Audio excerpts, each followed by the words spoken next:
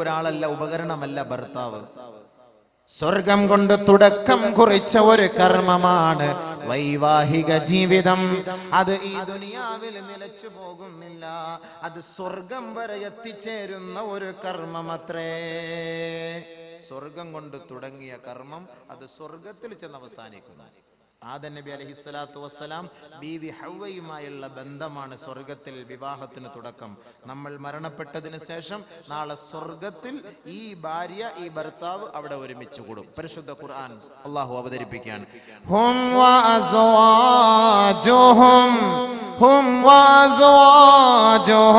ഫീ ളിലാലിൻ അലൽ അറായികി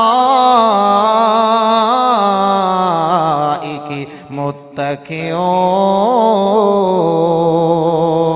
ഈ ദുനിയാവിലെ അമ്പരചുംബികളായ കൊട്ടാരത്തിൽ അധിവസിക്കുന്ന പെണ്ണ്, അവളുടെ തുണയായ ആണ്, അവൾ മരണപ്പെട്ടാൽ, അവൻ മരണപ്പെട്ടാൽ, പള്ളിക്കാട്ടിൽ കൊണ്ടുപോയി നമ്മളെ അടക്കം ചെയ്യപ്പെട്ട് കഴിഞ്ഞാൽ അതോടുകൂടി അവസാനിക്കുന്ന കർമ്മമല്ല കുടുംബജീവിതം. ഹും, ആ ഭാര്യമാരും ആ ഭർത്താക്കന്മാരും, വഅസ്വാജുഹും ഫീ ളിലാലിൻ അലൽ അറായികി മുത്തഖിഊൻ. മാതാക്കളും പിതാക്കളും ഭാര്യമാരും ഭർത്താക്കന്മാരും കുടുംബക്കാരും കുടുംബിനികളും ഗൃഹനാഥനും ഗൃഹനാഥയുമെല്ലാം സ്വർഗലോകത്ത് അവർ പരിലസിക്കുന്നുവെന്ന് പരിശുദ്ധ ഖുർആൻ വ്യക്തമാക്കി തരികയാണ്. അതുകൊണ്ട് ഈ ദുനിയാവിൽ വെച്ച് അസ്തമിച്ചു പോകുന്ന ഒരു കർമ്മമല്ല വൈവാഹിക ജീവിതം. ഈ ദുനിയാവിലും ആഖിറത്തിലും നിലനിൽക്കേണ്ട ഒരു കർമ്മമത്രേ വൈവാഹിക ജീവിതം. അതാണ് അല്ലാഹു പറയുന്നത്, വൽ അർഹാം. നിങ്ങൾ ആ കല്യാണത്തെ, ആ വിവാഹത്തെ, ആ വിവാഹ ജീവിതത്തെ നിങ്ങൾ ഭയപ്പെടണമേ, സൂക്ഷിക്കണമേ. അത് കളിയല്ല, അത് നിസാരമല്ല. വിവാഹം എന്താ നിങ്ങൾ ധരിച്ചത്? നമ്മുടെ ശാരീരിക ഇച്ഛ പൂർത്തീകരിക്കുന്ന ഒരു മാനദണ്ഡം മാത്രമാണോ വിവാഹം? ഏയ്, സ്വർഗത്തിൽ എത്തിപ്പെടാനുള്ള ഒരു കർമ്മമാണ് വിവാഹം. സ്വർഗത്തിൽ കടക്കണമെങ്കിൽ വിവാഹം കഴിക്കണം. ലാ സറൂറത ഫിൽ ഇസ്ലാം. നബിയുനാ റസൂലുള്ളാഹി തങ്ങളെ പഠിപ്പിക്കുകയാണ്, ഇസ്ലാമിൽ സന്യാസ ജീവിതമില്ല. സ്വർഗത്തിൽ കടക്കണമോ നിങ്ങൾ വൈവാഹിക ജീവിതവുമായി ബന്ധപ്പെടണമേ. അനസ് റളിയല്ലാഹു അൻഹു റിപ്പോർട്ട് ചെയ്യുന്ന ഹദീസിൽ കാണാം, കാന റസൂലുള്ളാഹി സ്വല്ലല്ലാഹു അലൈഹി വസല്ലമ യഅ്മുറുനാ ബിൽ ബഅ വയൻഹാ അനി തബത്തുലി നഹിയൻ ശദീദാ.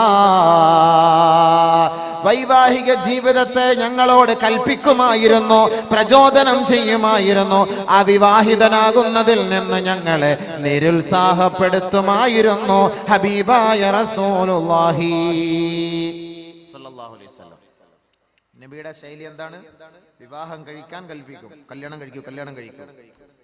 ആരെങ്കിലും ക്രോണിക് ബാച്ചിലറായിട്ട് നടക്കുന്നുവെങ്കിൽ അവനെ താക്കീത് ചെയ്യും, അത് നടക്കരുത്. ഇസ്ലാം അത് വെറുക്കുന്ന ഒരു കർമ്മമാണ്. അതുകൊണ്ട് നിങ്ങൾ വിവാഹം കഴിക്കണം. പരിശുദ്ധ ഇസ്ലാം പഠിപ്പിക്കുന്ന വിവാഹം കഴിക്കണം. അവിവാഹിതനാകാൻ ഇസ്ലാം അനുവദിക്കുന്നില്ല. അങ്ങനത്തെ ഒരു സാഹചര്യം വന്നാൽ മാത്രം, അതല്ലാതെ അവിവാഹിതനാകാൻ പാടില്ല. ക്രോണിക് ബാച്ചിലർ ആകാനും പാടില്ല. കല്യാണത്തിനുള്ള ആഫിയത്ത്, ആരോഗ്യം വന്നു കഴിഞ്ഞാൽ കഴിച്ചു കൊള്ളണം. എന്തേ കല്യാണം കഴിക്കാത്തത്? സമയമായിട്ടും വിവാഹം കഴിക്കാത്തത് എന്ത്? സമ്പത്തില്ല. അതാണ് പറയുന്ന ഒരു മാനദണ്ഡം. നബിയുനാ റസൂലുള്ളാഹി തങ്ങൾ പറയുകയാണ്, സലാസത്തുൻ, മൂന്ന് കൂട്ടർ, ഹഖ്ഖുൻ അലല്ലാഹി ഔനുഹും, അവരെ സഹായിക്കേണ്ട ബാധ്യത അല്ലാഹുവിനത്രേ. മൂന്ന് പേരെ സഹായിക്കേണ്ട ബാധ്യത അല്ലാഹുവിനാണ്. ഒന്ന്, അൽ മുജാഹിദു ഫീ സബീലില്ലാഹ്, അല്ലാഹുവിന്റെ രണഭൂമിയിൽ അല്ലാഹുവിന്റെ മാർഗത്തിൽ രക്തസാക്ഷിയാകാൻ, വീരമൃത്യു വരിക്കാൻ തയ്യാറുള്ള വ്യക്തിയാരോ അവരെ സഹായിക്കൽ അല്ലാഹുവിന്റെ ബാധ്യതയാണ്. രണ്ട്, പരിശുദ്ധി ആഗ്രഹിച്ചുകൊണ്ട് വിവാഹം കഴിക്കാൻ കൊതിക്കുന്ന യുവാക്കളെ അല്ലാഹു റബ്ബുൽ ഇസ്സത്ത് അവരെ സഹായിക്കുമെന്ന് ശഫീഉനാ റസൂലുള്ളാഹി. പരിശുദ്ധി ആഗ്രഹിച്ച് വിവാഹം കഴിക്കാൻ ഇഷ്ടപ്പെടുന്ന വ്യക്തികൾ ആരാണോ അവരെ സഹായിക്കേണ്ട ബാധ്യത അള്ളാഹുവിനാണെന്ന് ഹബീബായ റസൂലുള്ളാഹി സ്വല്ലല്ലാഹു അലൈഹി വസല്ലം. അതുകൊണ്ട് അല്ലാഹു തആല പറയുന്നു, وَأَنكِحُوا الْأَيَامَ مِنكُمْ وَالصَّالِحِينَ مِنْ عِبَادِكُمْ وَإِمَائِكُمْ إِنْ يَكُونُوا فُقَرَاءَ يُغْنِهِمُ اللَّهُ مِنْ فَضْلِهِ والله واسع عليم. നബിയേ ഹബീബായ തങ്ങളെ, വിശ്വാസികളായ വിശ്വാസിനികളായ നല്ലവരായ സദ്വൃത്തരായ അടിമകളായ അടിമ സ്ത്രീകളായവരിൽ നിന്ന് വിവാഹത്തിന് അവരോട് നിങ്ങൾ പ്രചോദനം ചെയ്യണമേ. ഇയകൂനു ഫുഖറാ, ഒരുപക്ഷെ അവർ സാധുക്കളാണെങ്കിൽ, അവർക്ക് സമ്പത്ത് കുറഞ്ഞവരാണെങ്കിൽ, യുഗ്നിഹുമുല്ലാഹു മിൻ ഫദ്ലി, അല്ലാഹുവിന്റെ മഹത്തായ ഔദാര്യത്താൽ അല്ലാഹു അവരെ സമ്പന്നനാക്കും, ധന്യതയിലെത്തിക്കും നബിയെ. അതുകൊണ്ട് വൈവാഹിക ജീവിതത്തെ കൊണ്ട് പ്രചോദനം നൽകണമേ ഹബീബേ.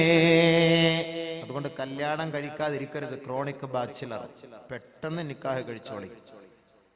സഅദ് ഇബ്നു ഹിശാം റളിയല്ലാഹു അൻഹു റിപ്പോർട്ട് ചെയ്യുന്ന ഹദീസിൽ കാണാം, ഒരു ദിവസം മഹദിയായ ആയിഷ ബീവിയുടെ അരികിലേക്ക് സഅദ് ഇബ്നു ഹിശാം റളിയല്ലാഹു അൻഹു വന്നിട്ട് ചോദിക്കുകയാണ്, ഏ മഹദി അവറുകളെ, ഇന്നി ഉരീദു അൻ അസ്അലകി ശൈആ, ഒരു സംശയം അവിടുത്തെ സദസ്സിൽ ചോദിക്കാൻ ഞാൻ കൊതിക്കുന്നു. ഫമാ തറൈന ഫീഹി, എന്താണ് അവിടുത്തെ അഭിപ്രായം?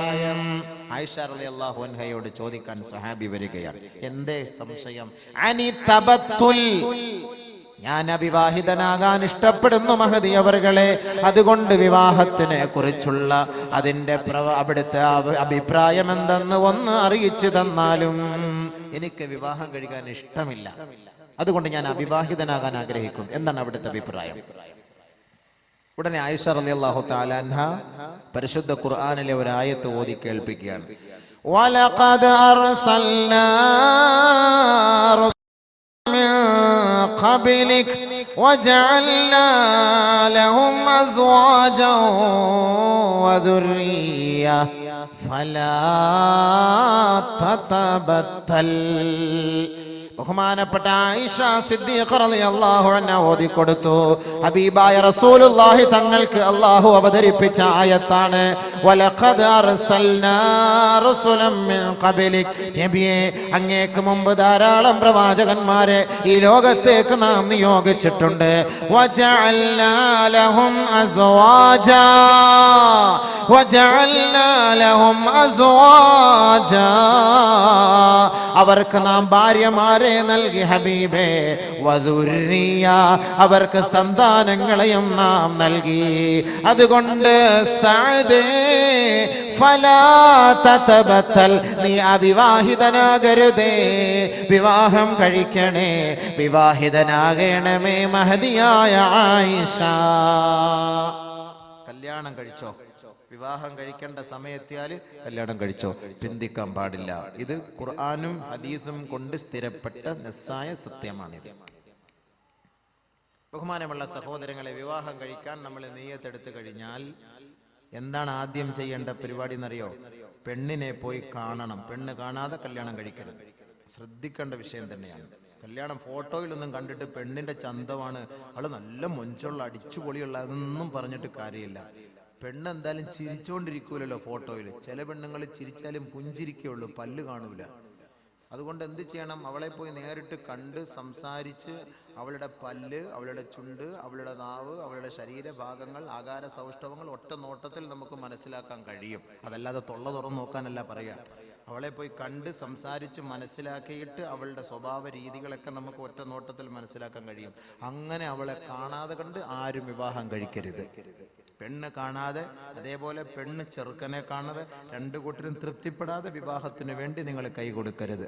ഉപ്പമാരും ഉമ്മമാരും ഏതെങ്കിലും ഗൾഫിൽ നിൽക്കുന്ന മക്കൾക്ക് പെണ്ണിനെ കണ്ടുവെക്കും, ഇവിടെ ആലോചിച്ച് റെഡിയാക്കി ഒക്കെ വെക്കും, ഉറപ്പിച്ച് റെഡിയാക്കി വെക്കും, മോനെ നീ വന്നാലും നിനക്ക് ഞാൻ വിവാഹം കഴിപ്പിച്ചു തരാം, എല്ലാം ഓക്കെയാണ്. പക്ഷെ അവന് ഇഷ്ടമില്ലാത്ത പെണ്ണായിരിക്കും. ഒരിക്കലും അതിന് ഉപ്പയും ഉമ്മയും തയ്യാറാകരുത്.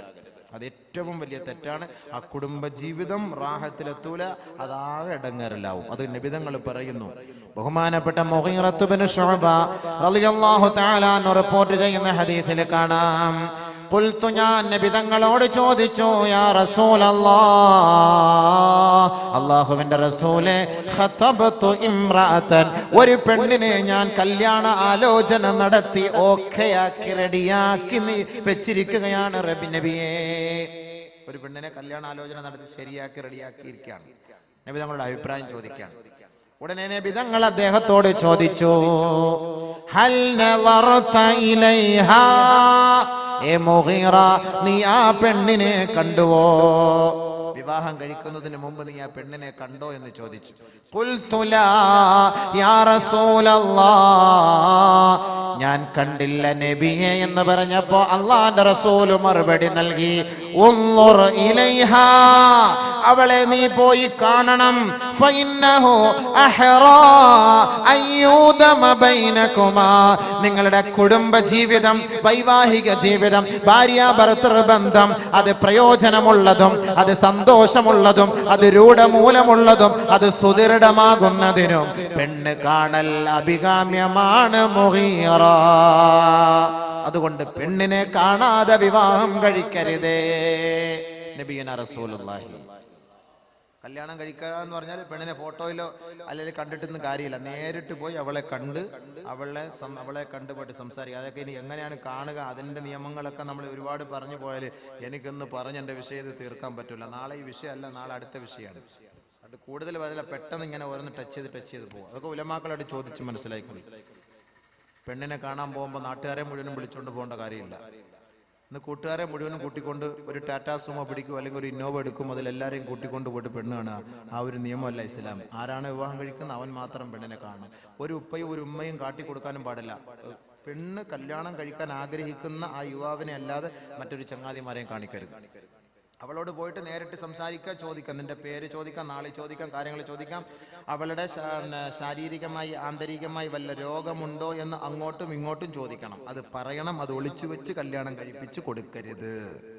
ഷുഗർ പേഷ്യന്റുകാരായിരിക്കും, അപസ്മാര രോഗിണിയായിരിക്കാം, അല്ലെങ്കിൽ ആന്തരികമായി എന്തെങ്കിലും കുഴപ്പമുള്ളവളായിരിക്കാം, കുഴപ്പമുള്ളവനായിരിക്കാം. രണ്ടു കൂട്ടരും രഹസ്യങ്ങൾ മറച്ചു വെച്ചുകൊണ്ട് കല്യാണം കഴിക്കരുത്. അങ്ങനെ കഴിച്ചാൽ ആ രഹസ്യം മണിയറയിൽ വെച്ച് പരസ്യമാകുമ്പോൾ ആ കുടുംബം പിരിഞ്ഞു താറുമാറായി പോകും. അതുകൊണ്ട് തുടക്കത്തിൽ ശ്രദ്ധിക്കേണ്ടത്, വിവാഹം കഴിക്കുന്നതിന് മുമ്പ് ഇരു കൂട്ടരും പരസ്പരം ഒരു ധാരണയിലെത്തണം. എങ്ങനെ, നിന്റെ രോഗം എന്താണ്, എൻ്റെ രോഗം എന്താണ്? എനിക്ക് പറയപ്പെട്ട രോഗങ്ങളൊന്നുമില്ല, അൽഹംദുലില്ലാഹ്. സത്യം മാത്രമേ പറയാവൂ. കാരണം സ്വർഗത്തിലേക്ക് പോകേണ്ട ഒരു കർമ്മമാണ് വൈവാഹിക ജീവിതം. മഹറുകാർ ഇതെല്ലാം ഒപ്പിച്ച് വെക്കുന്നത് എന്തിനാണ്? ചുമ്മാ എങ്ങനെങ്കിലും കുറെ പെണ്ണുങ്ങളെ തടി സലാമത്താക്കാൻ വേണ്ടി. ആ ഒരു പണിയല്ല. സ്വർഗത്തിലേക്കുള്ള ഒരു വഴിയാണ് ഇത് തുടങ്ങി വെക്കുന്നത്. അത് നിങ്ങൾ മനസ്സിലാക്കണം. സ്വർഗത്തിലേക്കുള്ള ഒരു പാതയാണിത്. പെണ്ണുങ്ങൾ പിഴച്ചു പോകാതിരിക്കാൻ വിവാഹ പ്രായമെത്തിയ പെണ്ണ്, അവൾക്കൊരു കുടുംബജീവിതം നയിക്കാനുള്ള ഒരു ത്രാണി ഉണ്ടാകാതെ വരുമ്പോൾ അവളുടെ കണ്ണുനീര് ഒപ്പിയെടുക്കുന്നതിന് വേണ്ടിയുള്ള ഒരു പ്രവർത്തനമാണ് മഹർ നടത്തുന്നത്. അപ്പൊ അതുകൊണ്ട് അങ്ങനെ ചെയ്ത് അവളെ സ്വർഗത്തിലേക്ക് കൈപിടിച്ചുയർത്തുക സ്വർഗത്തിലേക്ക് പോകുന്നതിനുള്ള ഒരു വഴിയാണ്. അതുകൊണ്ട് അത് നിങ്ങൾ മനസ്സിലാക്കണം. കളിയല്ല, ചിരിയല്ല, തമാശയല്ല. അതുകൊണ്ട് തുടക്കത്തിൽ തന്നെ അവനോട് ചോദിച്ച് ഇരുകൂട്ടരെ സമ്മതിക്കണം. ഭാര്യയും ഒരു പെണ്ണും ഒരാണും കണ്ട് പരസ്പരം നല്ല നിലയിൽ ഇഷ്ടപ്പെട്ടിട്ടല്ലാതെ കണ്ട് നിങ്ങൾ കല്യാണത്തിന് മൂളരുത്, സമ്മതിക്കരുത്. നബിയുനാ റസൂലുള്ളാഹി സ്വല്ലല്ലാഹു അലൈഹി വസല്ലമ തങ്ങൾ പറയുന്നു, ഒരു പെണ്ണിനെയും നിങ്ങൾ നിർബന്ധിക്കരുത്. ലാ തുൻകഹുൽ അയ്യിമു ഹത്താ തുസ്തഅമറ വലാ തുൻകഹുൽ ബിക്റു ഹത്താ തുസ്തഅദന. വിധവയായ പെണ്ണ് അവൾ പറഞ്ഞിട്ടല്ലാതെയും, കന്യകയായ പെണ്ണ് അവളുടെ അനുവാദമില്ലാതെയും നിങ്ങൾ വിവാഹം കഴിച്ചു കൊടുക്കരുതേ. വിധവയായ പെണ്ണ്, ആ വിധവയായ പെണ്ണാണെങ്കിൽ അവളുടെ അനുവാദം കിട്ടണം ഇങ്ങോട്ട്. ഉപ്പ, ചില പെണ്ണുങ്ങൾക്ക് ഭർത്താവ് മരിച്ചുപോയ വിരഹ ദുഃഖത്താൽ വിഷമിച്ച് മറ്റൊരു വിവാഹം വേണ്ട എന്ന് ആഗ്രഹിക്കുന്നവളുണ്ടാകും. അതുകൊണ്ട് നമ്മൾ അവളെ ഇടയ്ക്കിടയ്ക്ക് പോയി ഇടങ്ങേറാക്കണ്ട. അവൾ പറയും എനിക്കൊരു വിവാഹം വേണം, 1 വർഷം 2 വർഷം കഴിഞ്ഞൊരു വിവാഹം വേണമെന്ന് പറയുമ്പോൾ നിങ്ങൾ അവളെ വിവാഹം കഴിപ്പിച്ചു കൊടുക്കുക. കന്യകയായ പെണ്ണ്, വിവാഹപ്രായമെത്തിയ പെണ്ണ്, ആ പെണ്ണ് കല്യാണം കഴിപ്പിക്കാൻ ഉപ്പ തീരുമാനിച്ചാൽ അവളെ വിളിക്കണം. മോളെ, എന്റെ ഉപ്പ നിനക്കൊരു ചെറുക്കനെ നോക്കി വെച്ചിട്ടുണ്ട്, എന്താണ് നിന്റെ അഭിപ്രായം? കല്യാണം കഴിപ്പിച്ചു കൊടുക്കട്ടെ, എന്റെ അഭിപ്രായം എന്താ ചോദിക്കണം. അഭിപ്രായം ചോദിക്കാതെ, പെണ്ണിന്റെ അനുവാദമില്ലാതെ നിങ്ങൾ വാപ്പ നിർബന്ധിച്ച് വിവാഹം കഴിപ്പിച്ചു കൊടുക്കാൻ പാടില്ല. ഖാലു, സഹാബത്ത് ചോദിക്കുകയാണ്, കൈഫ ഇദ്നുഹാ യാ റസൂലല്ലാഹ്, എന്താണ് അനുവാദം നബിയെ? ഒരു കന്യകയായ പെണ്ണിനോട് വിവാഹത്തെ കുറിച്ച് ചോദിക്കുമ്പോ അവളുടെ ഭാഗത്തു നിന്നുള്ള മറുപടി എങ്ങനെയായിരിക്കുമെന്ന് അള്ളാന്റെ റസൂലിനോട് സഹാബത്ത് ചോദിച്ചപ്പോൾ അള്ളാന്റെ റസൂല് മറുപടി പറഞ്ഞു, ഒരു പിതാവ് തന്റെ മകളെ വിളിച്ചിട്ട് വിവാഹം കഴിപ്പിക്കാൻ ഞാൻ ആഗ്രഹിക്കുന്നു എന്ന് പറയുമ്പോൾ അവൾ മൗനം ദീക്ഷിച്ചാൽ അതിന്റെ അർത്ഥം സമ്മതം. മൗനം സമ്മതം, അതാണ് അതിന്റെ അർത്ഥം. നബി തങ്ങൾ പറഞ്ഞു, അതല്ല നിർബന്ധിച്ച് വിവാഹം കഴിക്കരുത്. ഹൻസ റളിയല്ലാഹു തആല അൻഹ റിപ്പോർട്ട് ചെയ്യുന്ന ഹദീസിൽ കാണാം, ഇന്ന അബാഹാ സവ്വജഹാ വഹിയ കാരിഹത്തുൻ, അവൾ ഇഷ്ടപ്പെടാത്ത ഒരു ഭർത്താവിനെ തന്റെ ഉപ്പ നിർബന്ധിച്ച് വിവാഹം കഴിപ്പിച്ചു കൊടുത്തു. അള്ളാന്റെ റസൂലിന്റെ ഹളറത്തിൽ വന്നുകൊണ്ട് അവൾ പറയുകയാണ്, യാ റസൂലല്ലാഹ്, എന്റെ ഉപ്പ എന്നെ നിർബന്ധിപ്പിച്ച് വിവാഹം കഴിപ്പിച്ചു കൊടുത്തു നബിയേ, എനിക്ക് ആ വിവാഹത്തോട് താല്പര്യമില്ല യാ റസൂലല്ലാഹ്. ഫറദ്ദഹാ റസൂലുള്ളാഹി സ്വല്ലല്ലാഹു അലൈഹി വസല്ലം, അല്ലാഹുവിന്റെ റസൂൽ ആ വിവാഹ അസാധുവാക്കി എന്ന് ഹദീസിൽ കാണാം. മറ്റൊരു റിവായത്തിൽ കാണാം, ഹൻസ റളിയല്ലാഹു തആല അൻഹ നബി തങ്ങളോട് ഈ ആവശ്യം ഉന്നയിച്ചു പറഞ്ഞപ്പോ അല്ലാഹുവിന്റെ റസൂലിന്റെ മുന്നിൽ ഹൻസ റളിയല്ലാഹു അൻഹ പറഞ്ഞു, യാ റസൂലല്ലാഹ്, ഞങ്ങൾ യുവതികളാണ്, ഞങ്ങൾക്ക് ഒരുപാട് അഭിലാഷങ്ങളും ആഗ്രഹങ്ങളുമുണ്ട്. ഒരു ഭർത്താവ് ആരായിരിക്കണം, ആ ഭർത്താവിന്റെ അവസ്ഥകളെ കുറിച്ചറിയണം. അതുകൊണ്ട് ഞങ്ങളുടെ മാനസിക അവസ്ഥ മനസ്സിലാക്കാതെ ഒരു പെണ്ണിനെയും ഒരു ഉപ്പമാരും നിർബന്ധിക്കാൻ പാടില്ല. അതുകൊണ്ട് എന്റെ ഉപ്പ എന്നെ നിർബന്ധിപ്പിച്ച് വിവാഹം കഴിപ്പിച്ചത് ഞാൻ സമ്മതിക്കാം നബിയെ. ഇനി മേലിൽ ലോകത്ത് ഒരു മുസ്ലിം പെണ്ണിനെയും അവളുടെ പിതാവ് അവളുടെ അനുവാദമില്ലാതെ വിവാഹം കഴിപ്പിക്കാൻ പാടില്ല. അതുകൊണ്ട് ഉപ്പമാരുടെ ശ്രദ്ധയ്ക്ക്, ഉമ്മമാരുടെ ശ്രദ്ധയ്ക്ക് മകളുടെ അനുവാദം ചോദിച്ചിട്ട് വേണം വിവാഹം കഴിച്ചു കൊടുക്കാൻ. ബഹുമാനമുള്ള സഹോദരങ്ങളെ, അതേപോലെ പെൺകുട്ടികളെ നിങ്ങൾ ഉപ്പമാരുടെയും ഉമ്മമാരുടെയും അനുവാദം ഇല്ലാതെ നിങ്ങൾക്ക് സ്വന്തമായിട്ട് രജിസ്റ്റർ വിവാഹം കഴിക്കാമോ? പാടില്ല, അതും പാടില്ല. ആരെങ്കിലും ഒക്കെ നാട്ടിൽ പോയിട്ട് അല്ലെങ്കിൽ എവിടെയെങ്കിലും ഒക്കെ പോയിട്ട് കോളേജിലോ ക്യാമ്പസിലൊക്കെ പോയിട്ട് ആരെങ്കിലും കണ്ട് സ്നേഹിച്ചിട്ട് റോസാപ്പൂ അങ്ങോട്ട് കൊടുക്കുക, ബ്ലൂടൂത്ത് ഇങ്ങോട്ട് അയക്കുക, മൊബൈൽ അങ്ങോട്ട് വാങ്ങിച്ചു കൊടുക്കുക, ചുരിദാർ ഇങ്ങോട്ട് വാങ്ങിച്ചു കൊടുക്കുക. അപ്പൊ അങ്ങനെയൊക്കെ ഉള്ള പരിപാടികളാണല്ലോ ഇന്ന്, ഗേൾ ഫ്രണ്ട് ബോയ് ഫ്രണ്ട്. അപ്പൊ ഇങ്ങനെയൊക്കെയുള്ള സംസ്കാരം ഇന്നുണ്ട്, അന്നുണ്ടായിരുന്നു. അന്ന് ഖുർആൻ വന്നപ്പോൾ അതൊക്കെ വലിച്ചെറിഞ്ഞു. ഇന്ന് ഖുർആൻ കേട്ടവർ വീണ്ടും അതിലേക്ക് ആകൃഷ്ടരായിക്കൊണ്ടിരിക്കുകയാണ്. അങ്ങനെ ഏതെങ്കിലും ഒരു ഭർത്താവിനെ നിന്റെ തുണയായി, നിന്റെ സഖിയായി നിനക്ക് ഇഷ്ടപ്പെടാമോ? പാടില്ല. ജാഹിലിയ കാലഘട്ടങ്ങളിലെ സ്വഭാവമായിരുന്നു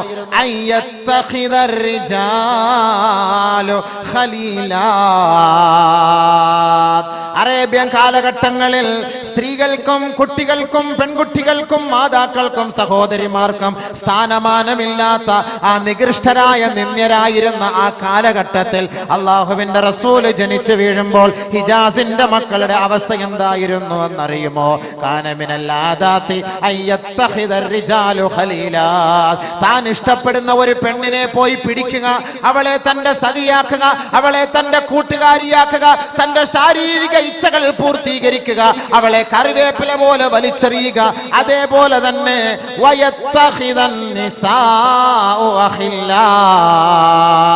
മക്കയുടെ മടിത്തട്ടിലൂടെ നടന്നു പോകുന്ന ഏതെങ്കിലും ഒരു പെൺകുട്ടി ഏതെങ്കിലും ഒരു പുരുഷനെ കണ്ടാൽ കെട്ടിപ്പിടിക്കുകയും കൈ കൊടുക്കുകയും ബോയ് ഫ്രണ്ടായി സ്വീകരിക്കുകയും ചെയ്തിരുന്ന ഒരു നാണം കെട്ട യുഗത്തിലാണ് ലോകത്തിന്റെ തിരുനാളം മുഹമ്മദ് മുസ്തഫ തങ്ങൾ ജനിച്ചു വീണത്. ഇന്ന് സാംസ്കാരിക ബോധമുള്ള ഈ നാട്ടുകാർ, സാംസ്കാരിക ബോധമുള്ള മുസ്ലിം കുടുംബത്തിലെ പെണ്ണ് ബോയ് ഫ്രണ്ടും ഗേൾ ഫ്രണ്ടിനെയും കീഴിൽ കിടന്ന് ആനന്ദിക്കുകയല്ലേ, ഉല്ലസിക്കുകയല്ലേ, അട്ടഹസിക്കുകയല്ലേ? ഉപ്പയുടെ അനുവാദമില്ലാതെ, ഉമ്മയുടെ അനുവാദമില്ലാതെ ഏതെങ്കിലും ഒരു വ്യക്തിയെ തന്റെ ഇണയായി തുണയായി സ്വീകരിച്ചുകൊണ്ട് രജിസ്റ്റർ ഓഫീസിൽ പോയി വിവാഹം കഴിക്കുന്ന നാണം കെട്ട സംസ്കാരം മുസ്ലിം പെണ്ണെ നിനക്ക് നല്ലതല്ല. അയ്യുമാ ഇംറഅത്തിൻ നകഹത് بغير إذن وليها فنكاحها باطل فنكاحها باطل فنكاحها باطل. 1000 ആണ്ട് വർഷങ്ങൾക്ക് മുമ്പ് അറേബ്യൻ കാലഘട്ടങ്ങളിൽ നടന്ന സംസ്കാര ശൂന്യതയെ അല്ലാഹുവിന്റെ റസൂൽ മണത്തറിഞ്ഞുകൊണ്ട് 21-ാം നൂറ്റാണ്ടിലെ മുസ്ലിം സഹോദരിമാരും ആ ഒരു രംഗത്തെ അവർ അവലംബിക്കുമെന്ന് മനസ്സിലാക്കിക്കൊണ്ട് അല്ലാഹുവിന്റെ റസൂൽ ഹിജാസിന്റെ മണ്ണിൽ നിന്ന് പൊട്ടിത്തെറിച്ചുകൊണ്ട് പറയുകയാ, ഏ മുസ്ലിം പെൺകുട്ടികളെ, അയ്യുമാ ഇംറാത്തിൻ, ഏതെങ്കിലും ഒരു മുസ്ലിം പെണ്ണ് നകഹത് നഫ്സഹാ, തന്റെ ശരീരത്തെ അവൾ വിവാഹത്തിന് വേണ്ടി തയ്യാറാക്കുകയാണ്, ബിഗൈരി ഇദ്നി വലിഹാ, തന്റെ ഉപ്പ അറിയാതെ, തന്റെ ഉമ്മ അറിയാതെ, തനിക്ക് സംരക്ഷണം നൽകുന്ന തന്റെ രക്ഷകർത്താക്കൾ അറിയാതെ ഏതെങ്കിലും ഒരു പെണ്ണ് സ്വന്തം സ്വമേധയാ തന്റെ ശരീരത്തെ നിക്കാഹിന് വേണ്ടി തയ്യാറാക്കിയാൽ ഫനികാഹുഹാ ബാത്തിലുൻ ഫനികാഹുഹാ ബാത്തിലുൻ ഫനികാഹുഹാ ബാത്തിലുൻ. 3 പ്രാവശ്യം നബി തങ്ങൾ പറഞ്ഞു, അവളുടെ നിക്കാഹ് അസാധുവാണ്, അവളുടെ വിവാഹം അസാധുവാണ്, അവളുടെ വിവാഹം അസാധുവാണ്, അവളുടെ ബന്ധം, ശാരീരിക ബന്ധം അത് വ്യഭിചാരമാണ്, അത് വ്യഭിചാരമാണ്, അത് വ്യഭിചാരമാണ്. മുഹമ്മദ് മുസ്തഫ സല്ലല്ലാഹു അലൈഹി വസല്ലം. അപ്പൊ രജിസ്റ്റർ ഓഫീസിൽ പോയിട്ട് ഏതെങ്കിലും ഒരു ചങ്ങാതിയെ കൂട്ടിക്കൊണ്ട് പോയിട്ട് കല്യാണം കഴിക്കാവോ? സ്വന്തമായിട്ട് അങ്ങനെ ഒളിച്ചോടി പോയിട്ട് വിവാഹം കഴിച്ചാൽ വ്യഭിചാരം, വ്യഭിചാരം, വ്യഭിചാരം. എന്താ വ്യഭിചാരത്തിന്റെ ശിക്ഷ? അത് ഞാൻ ഇനി പറയണോ? അത് വരുന്നുണ്ട് ഇൻഷാ അല്ലാഹ്. പറയാൻ ഞാൻ പറഞ്ഞുതരാം. നിക്കാഹിന്റെ കാര്യം ഒന്ന് പറഞ്ഞങ്ങോട്ട് എത്തിക്കട്ടെ. അതുകൊണ്ട് ആ നിക്കാഹ് അസാധുവാണ്, അത് തള്ളേണ്ടതാണ്, അത് ഉൾക്കൊള്ളാൻ കഴിയില്ല, അത് വലിച്ചെറിയേണ്ടതാണ്. അവളെ ഒരിക്കലും അംഗീകരിക്കാൻ കഴിയില്ല, അവനെ നമുക്ക് അംഗീകരിക്കാൻ കഴിയില്ല. ഇത് ജാഹിലിയ കാലഘട്ടങ്ങളിലെ സംസ്കാരം. ആ സംസ്കാരമല്ല ഇസ്ലാമിക സംസ്കാരം. ഇസ്ലാം സംസ്കാരം പഠിപ്പിക്കുന്നു. അതുകൊണ്ടാണ് നബി തങ്ങൾ പറഞ്ഞത്, എന്തിനാണ് നിക്കാഹ്, എന്തിനാണ് വിവാഹം? യുരീദു അൻ യസ്തഅഫിഫ്, പരിശുദ്ധി ആഗ്രഹിച്ചുകൊണ്ടാണ് നിക്കാഹ് കഴിക്കേണ്ടത്. ശാരീരിക ബന്ധം മാത്രമല്ല, കുടുംബ ജീവിതം, ഭാര്യാഭർത്തൃ ബന്ധം, സ്വസ്ഥമായ കുടുംബ ജീവിതം നമുക്ക് അള്ളാഹുവും അള്ളാഹുവിന്റെ റസൂലും നമുക്ക് പഠിപ്പിച്ചു തരുന്ന ഒരു മഹത്തായ ഒരു മാർഗമാണ് വൈവാഹിക ജീവിതം. അതുകൊണ്ടാണ് നബി തങ്ങൾ പറഞ്ഞത്, പെണ്ണിനെ കണ്ടിട്ടേ വിവാഹം കഴിക്കാവൂ. അതേപോലെ നബീന റസൂൽ തങ്ങൾ പറഞ്ഞു, കല്യാണം കഴിക്കാൻ പോകുമ്പോ ആ പെണ്ണിന്റെ അനുവാദത്തോടൊപ്പം നീ തെരഞ്ഞെടുക്കേണ്ടത് കന്യകയായ പെണ്ണിനെയായിരിക്കണം. വിധവയായ പെണ്ണിനെ കല്യാണം കഴിച്ചിട്ട് വീട്ടിൽ കൊണ്ടുവന്നിട്ട് ഒരു ഹണിമൂണിന് പോകാൻ നമ്മൾ കൊടിച്ച 2-3 പ്രസവിച്ച പെണ്ണ്, എന്ത് ഹണിമൂൺ, എന്ത് രസം, എന്ത് ഇമ്പം. അപ്പൊ അതുകൊണ്ട് വിവാഹം, വിധവയ്ക്കുള്ള വിവാഹം പ്രോത്സാഹനമല്ല എന്നല്ല അതിന്റെ അർത്ഥം. അത് വിഷയം വേറെ, അത് ചർച്ച വേറെ, അതിന് കൂലി വേറെ, അത് മറ്റൊരു അർത്ഥം. പക്ഷേ അല്ലാഹുവിന്റെ റസൂൽ നമുക്ക് കുടുംബ ജീവിതം ഒരു സന്തോഷത്തിലെത്താനാണ് നബി തങ്ങൾ പറഞ്ഞത്, അലൈക്കും ബിൽ അബ്കാർ, യുവാക്കളെ, നിങ്ങൾ വൈവാഹിക ജീവിതത്തിലേക്ക് തിരഞ്ഞെടുക്കുന്ന ഇണകൾ അത് തികച്ചും കന്യകകളാകണമേ. വിർജിൻ ലേഡി ആയിരിക്കണം, കന്യകയായ പെണ്ണായിരിക്കണം, അവളെ തിരഞ്ഞെടുക്കാവൂ. എന്താ കാരണം? അലൈക്കും ബിൽ അബ്കാർ فإنهن أعذب أفواها وأنتق ورحاما وأرضى باليسير. കൂടുതൽ പ്രസവിക്കുന്നവളായിരിക്കും അവൾ, സ്നേഹമുള്ളവളായിരിക്കും അവൾ, അല്പം കൊണ്ട് തൃപ്തിപ്പെടുന്നവളായിരിക്കും അവൾ. അതുകൊണ്ട് കന്യകയായ പെണ്ണിനെ നിങ്ങൾ തിരഞ്ഞെടുക്കണമേ മുഹമ്മദ് മുസ്തഫ. ജാബിർ റളിയല്ലാഹു തആല അൻഹു റിപ്പോർട്ട് ചെയ്യുന്ന ഹദീസിൽ കാണാം, നബി തങ്ങളോട് പോയി ജാബിർ റളിയല്ലാഹു അൻഹു പറഞ്ഞു, യാ റസൂലല്ലാഹ്,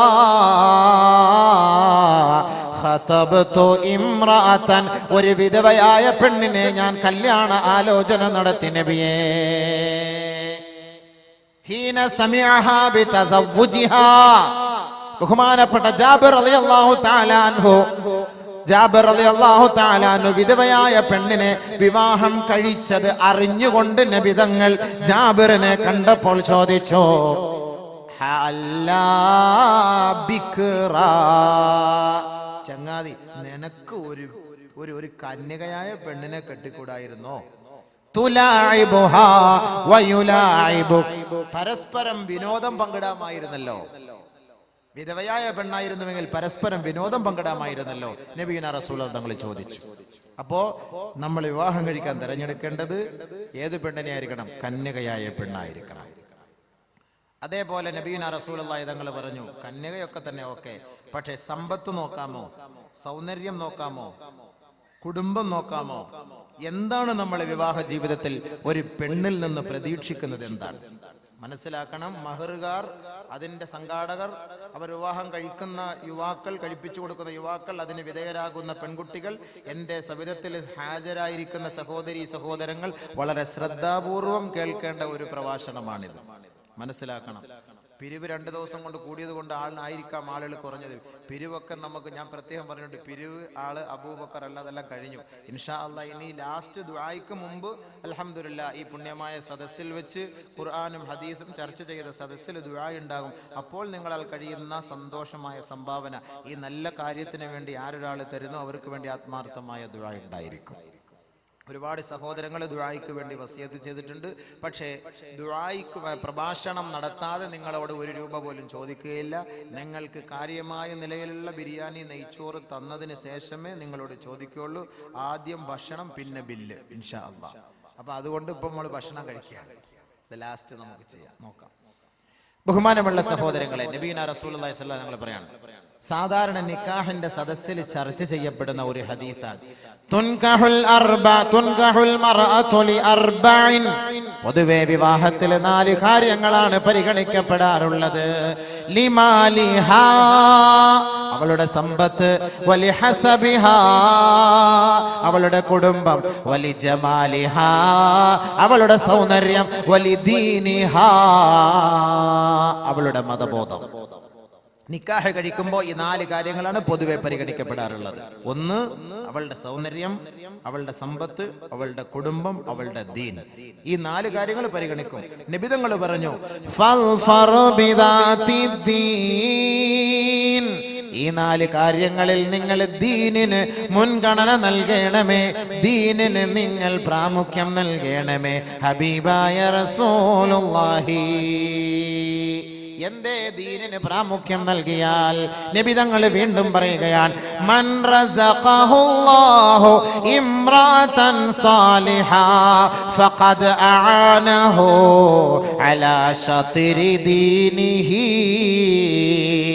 ആരൊരാൾക്ക് സാലിഹത്തായ ദീനീ ബോധമുള്ള മതഭക്തയായ മതനിഷ്ഠയായ പെണ്ണിനെ അല്ലാഹു നൽകിയോ, അവന്റെ ദീനിന്റെ പകുതി ഭാഗം അല്ലാഹു അവളെ കൊണ്ട് അവനെ സഹായിച്ചു എന്ന് ഹബീബായ റസൂലുള്ളാഹി സ്വല്ലല്ലാഹു അലൈഹി വസല്ലം.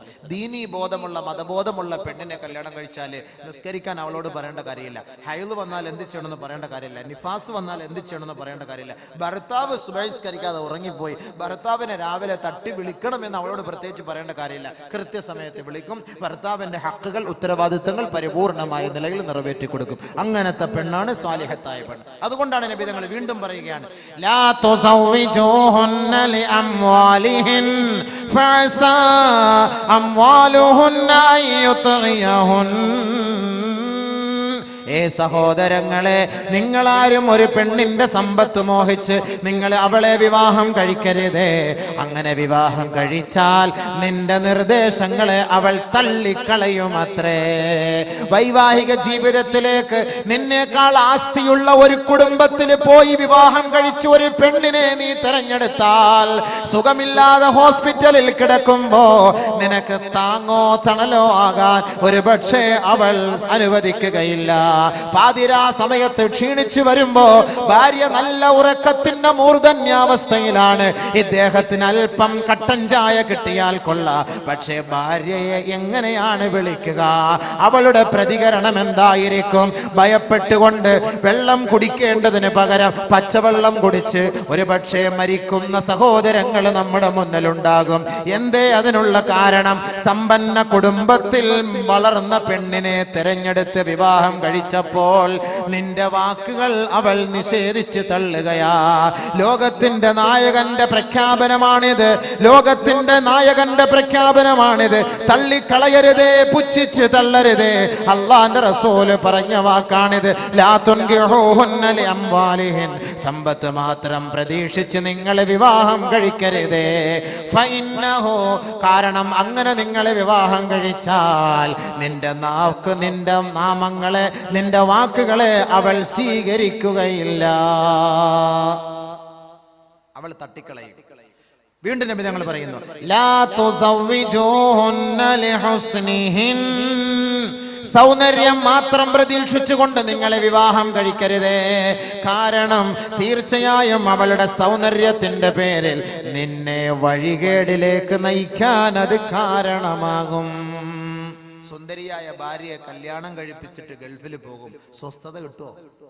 സ്വസ്ഥത കിട്ടുമോ? എപ്പോഴും ഫോൺ ഫോൺ ഫോൺ. അവൾ എവിടെയാണ്? ഓൾ എവിടെയാണ്? ആരുടെ കൂടെയാണ്? എവിടെ പോയി? സംശയം സംശയം സംശയം സംശയം. സംശയത്തിന്റെ രോഗം. സംശയിക്കാം ഒരു പെണ്ണിനെ, ഒരാണിനെ സംശയിക്കാവും. ആണിന്റെ ഭർത്താക്കന്മാരുടെ കടമയിൽ വരുന്നുണ്ട്. അപ്പോ പറഞ്ഞുതരാം. അപ്പൊ നബിതങ്ങൾ പറഞ്ഞ വാക്കായി പറയുന്നത്, ലാ തുസവ്വിജൂഹുന്ന ലിഹുസ്നിഹിൻ ഫഅസാ ഹുസ്നുഹുന്ന അയ്യുർദിയഹുൻ, സൗന്ദര്യം മാത്രം നോക്കി നീ വിവാഹം കഴിച്ചാൽ ആ സൗന്ദര്യം നിന്നെ വഴികേടിലേക്ക് കൊണ്ടെത്തിക്കും, അവളെയും അത് വഴികേടിലേക്കാക്കും. നമുക്കൊരു സ്വസ്ഥത കിട്ടൂല. കാരണം എന്താ? വീട്ടിൽ നിന്ന് ഇറങ്ങിപ്പോകാൻ പറ്റൂല. ഇവൾ എന്തായിരിക്കും? ഓൾ എന്തായിരിക്കും?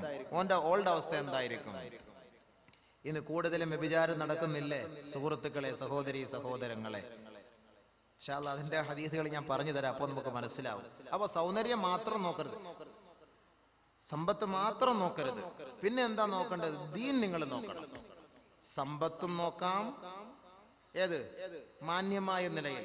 സൗന്ദര്യവും നോക്കാം മാന്യമായ നിലയിൽ. കുടുംബവും നോക്കാം മാന്യമായ നിലയിൽ. പക്ഷെ ഈ മൂന്നിനേക്കാളും കൂടുതൽ താല്പര്യം ദീനിനായിരിക്കണം.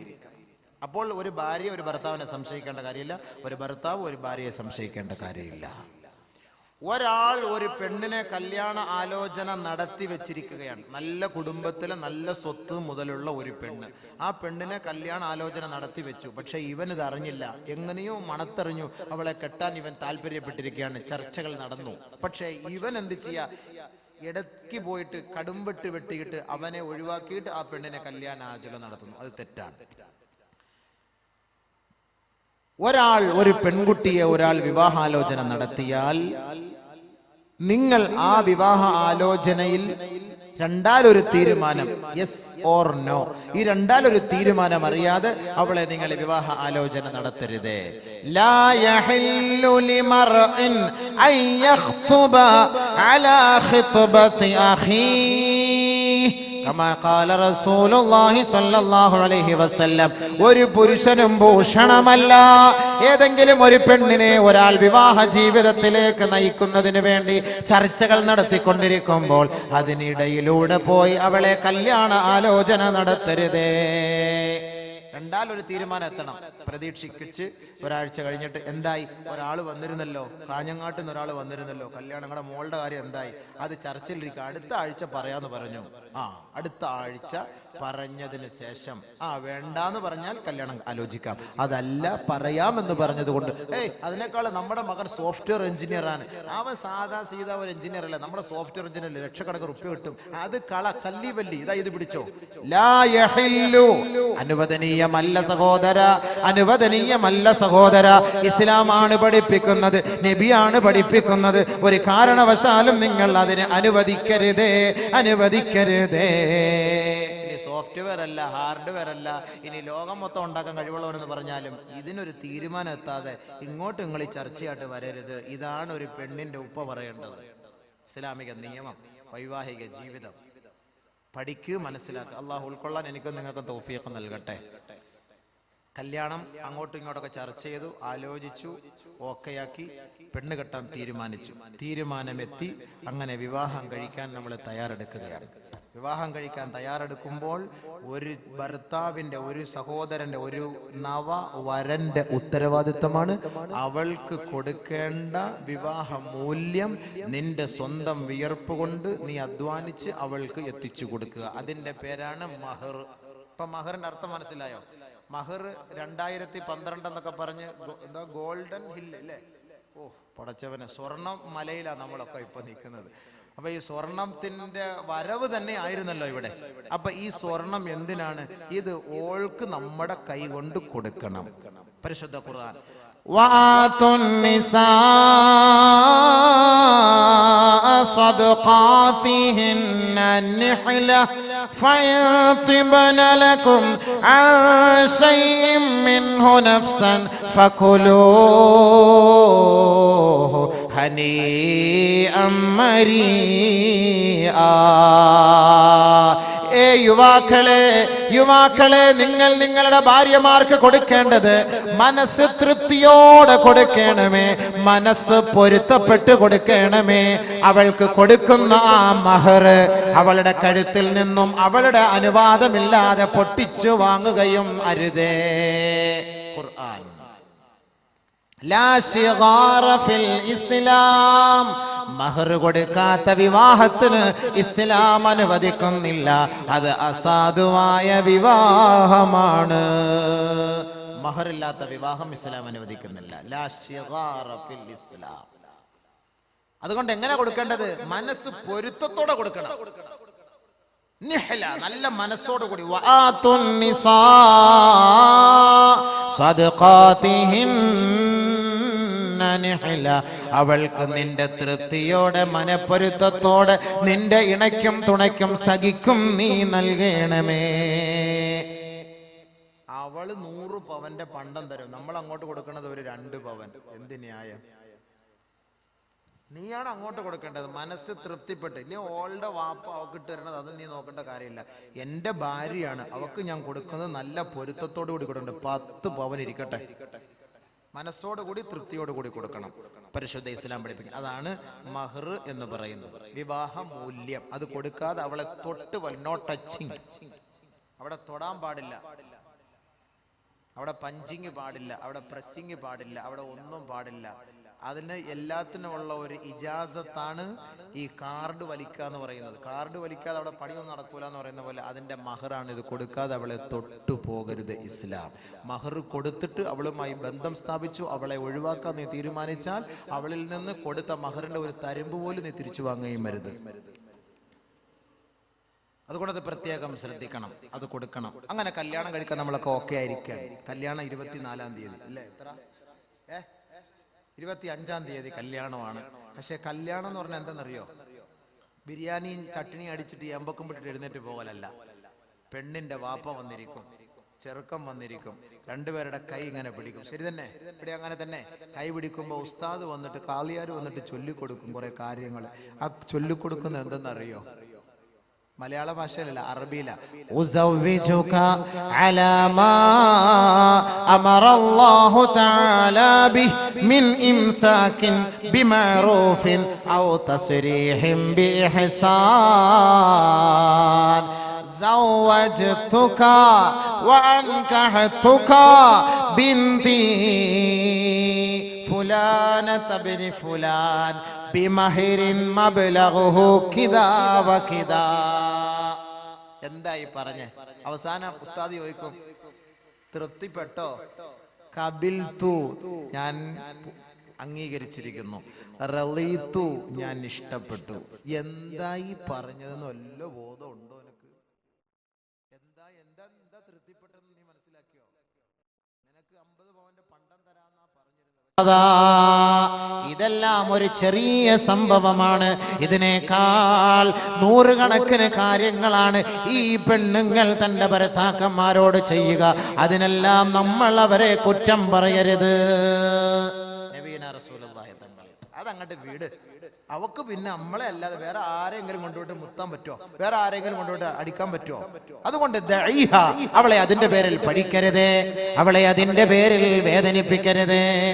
ബഹുമാനപ്പെട്ട നബിയുനാ റസൂലുള്ളാഹി സ്വല്ലല്ലാഹു അലൈഹി വസല്ലമ തങ്ങൾ പറയുകയാണ്, ലാ യതുറഖു അഹദുകും അഹ്ലഹു യത്ലബു അസ്റാതിഹിം. നിങ്ങളാരും നിങ്ങളുടെ ഭാര്യമാർ ഒറ്റയ്ക്ക് താമസിക്കുന്ന വീട്ടിൽ അവളെ നിങ്ങൾ സംശയിച്ചുകൊണ്ട് അവളുടെ വീടിന്റെ വാതിൽക്കൽ നിങ്ങൾ വന്ന് മുട്ടി വിളിക്കരുതേ. മുഹമ്മദ് മുസ്തഫ സല്ലല്ലാഹു അലൈഹി വസല്ലം കണ്ടോ, മുട്ടി വിളിക്കരുത് എന്ന് പറഞ്ഞാൽ ഭാര്യയെ സംശയിക്കരുത് എന്നർത്ഥം. ഭാര്യയെ സംശയിക്കരുത് എന്നർത്ഥം. ലാ തളിരിബൂ ഇമാകും അലാ കസ്രീനായികും ഫഇന്നലഹാ ജാലൻ കാജാലികും. ഭാര്യയുടെ കയ്യിൽ നിന്ന് ഒരു വിലപിടിപ്പുള്ള വസ്തു താഴേക്ക് വീണ് പൊട്ടിപ്പോയതിന്റെ പേരിൽ, ഉടഞ്ഞു പോയതിന്റെ പേരിൽ നിങ്ങളാരും അവളെ അടിക്കരുതേ, വേദനിപ്പിക്കരുതേ. കാരണം എന്താണ്? നിങ്ങളുടെ ആയുസ് തീർന്നു പോകുന്നത് പോലെ ആ സാധനത്തിന്റെയും ആയുസ് തീർന്നു പോയി എന്ന് വേണം നിങ്ങൾ കരുതാൻ. അതുകൊണ്ട് അതിന്റെ പേരിലും നിങ്ങൾ ഭാര്യയെ വേദനിപ്പിക്കരുത്. ലാ യഫറുഖു മുഅ്മിനുൻ മുഅ്മിനതൻ ഇൻ കരിഹ മിൻഹാ ഖുലഖൻ വറളിയ മിൻഹാ ആഖർ. നിങ്ങളാരും നിങ്ങളുടെ ഭാര്യയ്ക്ക് അരോചകമുണ്ടാകുന്ന സംസാര ഭാഷ്യം നടത്തരുത്. ഭാര്യയ്ക്ക് വേദന ഉണ്ടാക്കുന്ന ഒരു ഭാഷയും നടത്താൻ പാടില്ല, സംസാരിക്കരുത്. നിങ്ങൾക്ക് അവളുടെ ഭാഗത്തു നിന്ന് വല്ല അരോചകമായ സംസാരം ഉണ്ടായാൽ മറ്റൊരു സന്ദർഭത്തിൽ അവളിൽ നിന്ന് നല്ലത് നിനക്ക് പ്രതീക്ഷിക്കാമെന്ന് ഹബീബായ നബിയുനാ റസൂലുള്ളാഹി സ്വല്ലല്ലാഹു അലൈഹി വസല്ലം. ഒരു 3 സലാത്ത് ഉഷാറായിട്ടൊന്ന് ചൊല്ലിക്കെ, റാഹത്തായിട്ട്. സ്വല്ലല്ലാഹു അലാ മുഹമ്മദ് സ്വല്ലല്ലാഹു അലൈഹി വസല്ലം. സ്വല്ലല്ലാഹു അലാ മുഹമ്മദ് സ്വല്ലല്ലാഹു അലൈഹി വസല്ലം. അല്ലാഹുമ്മ സ്വല്ലി അലാ മുഹമ്മദ് യാ റബ്ബി സ്വല്ലി അലൈഹി വസല്ലം. ബഹുമാനപ്പെട്ട പ്രവാചകൻ ലോകത്തിന്റെ മാതൃകാ പുരുഷനാണ്. എങ്ങനെയാണ് ദാമ്പത്യ ജീവിതം നയിക്കേണ്ടത്, എങ്ങനെയാണ് കുടുംബ ജീവിതം നയിക്കേണ്ടത്, ആരാണ് ഭാര്യ, ആരാണ് ഭർത്താവ്, അല്ലാഹുവിന്റെ റസൂൽ നമുക്ക് പഠിപ്പിച്ചു തരികയാണ്. ബഹുമാനപ്പെട്ട ഹബീബായ റസൂലുള്ളാഹി തങ്ങളുടെ പ്രിയപ്പെട്ട മകളായ ഫാത്തിമ ബീവി, ആ ഫാത്തിമ ബീവിയെ അലി റളിയല്ലാഹു അൻഹുവിന് വിവാഹം കഴിപ്പിച്ചു കൊടുക്കുകയാ.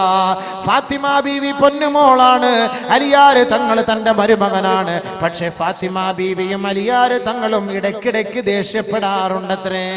വകാന ഫീ അലിയിൻ ശിദ്ദത്തുൻ അലാ ഫാത്തിമ. ഫാത്തിമ ബീവിയോട് ഇടയ്ക്കിടയ്ക്ക് അലിയാർ തങ്ങൾ ദേഷ്യപ്പെടാറുണ്ടത്രേ. ഫഖാലത്ത്, ഒരു ദിവസം ഫാത്തിമ ബീവി പറയുകയാണ്, വല്ലാഹി ലാ അഷ്കുവന്നക ഇലാ റസൂലില്ലാഹി സ്വല്ലല്ലാഹു അലൈഹി വസല്ലം. അല്ലാഹുവാണ് സത്യം, അല്ലാഹുവാണ് സത്യം. ഏ അലിയാർ തങ്ങളെ, മഹാനവറുകളെ, അങ്ങ് എന്നോട് ദേഷ്യപ്പെടുന്നത്, അങ്ങ് എന്നോട് വിരോധം വെച്ച് പുലർത്തുന്നത് അല്ലാഹുവിന്റെ റസൂലിനോട് ഞാൻ പരാതിപ്പെടുമത്രേ. അങ്ങനെ നബി തങ്ങളോട് പരാതിപ്പെടാൻ ഫാത്തിമ ബീവി നടന്നു നീങ്ങുകയാണ്.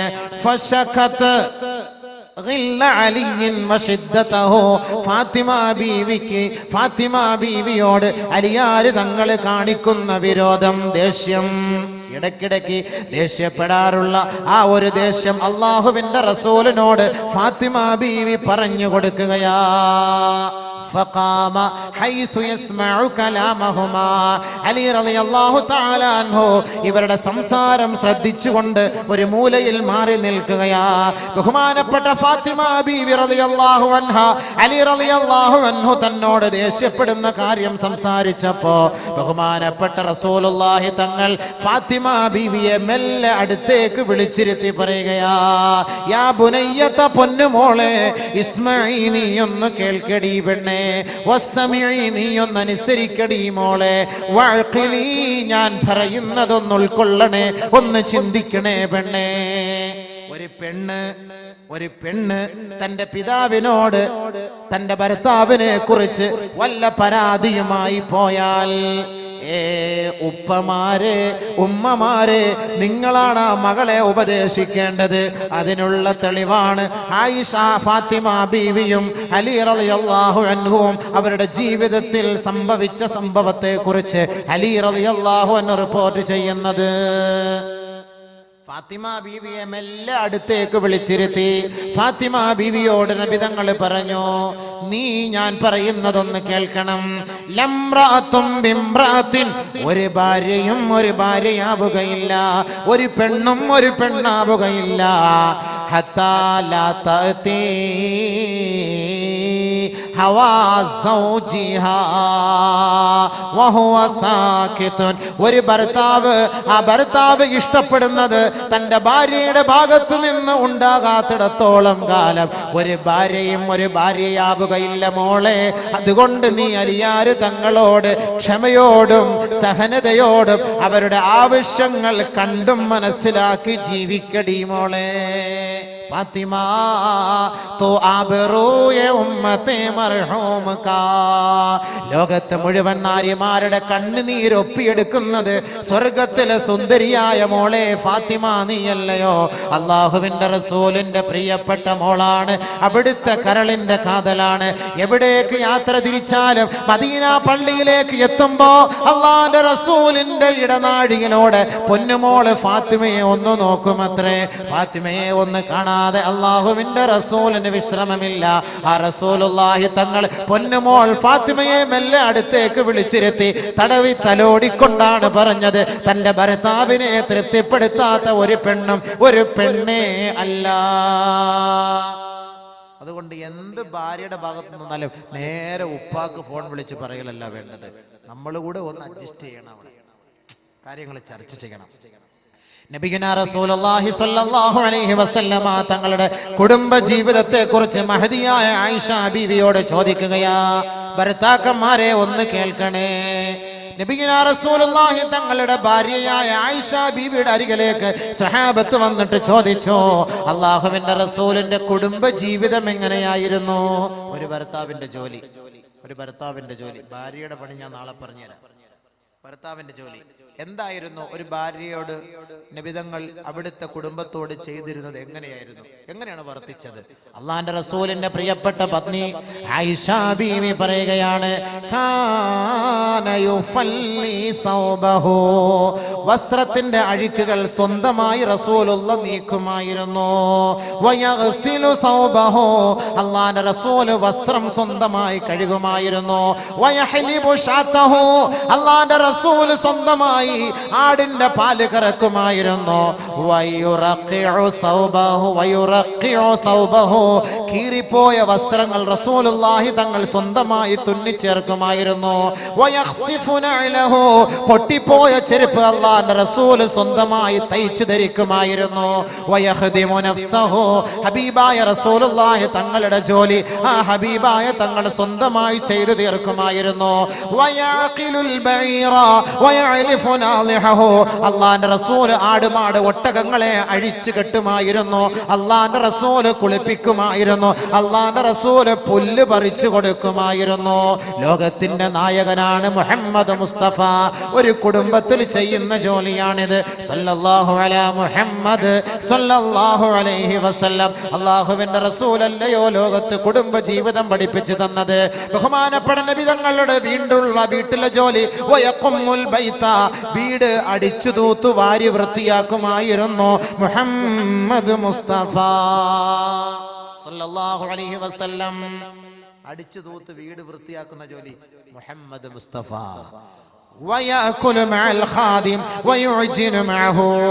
അരി അരച്ചു കൊടുക്കുമായിരുന്നു, ഭൃത്യന്മാരോടൊപ്പം ഒരുമിച്ചിരുന്ന് ഭക്ഷണം കഴിക്കുമായിരുന്നു, ഭാര്യയോടൊപ്പം ഒരുമിച്ചിരുന്ന് മാത്രമേ അള്ളാന്റെ റസൂല് ഭക്ഷിക്കുമായിരുന്നുള്ളൂ.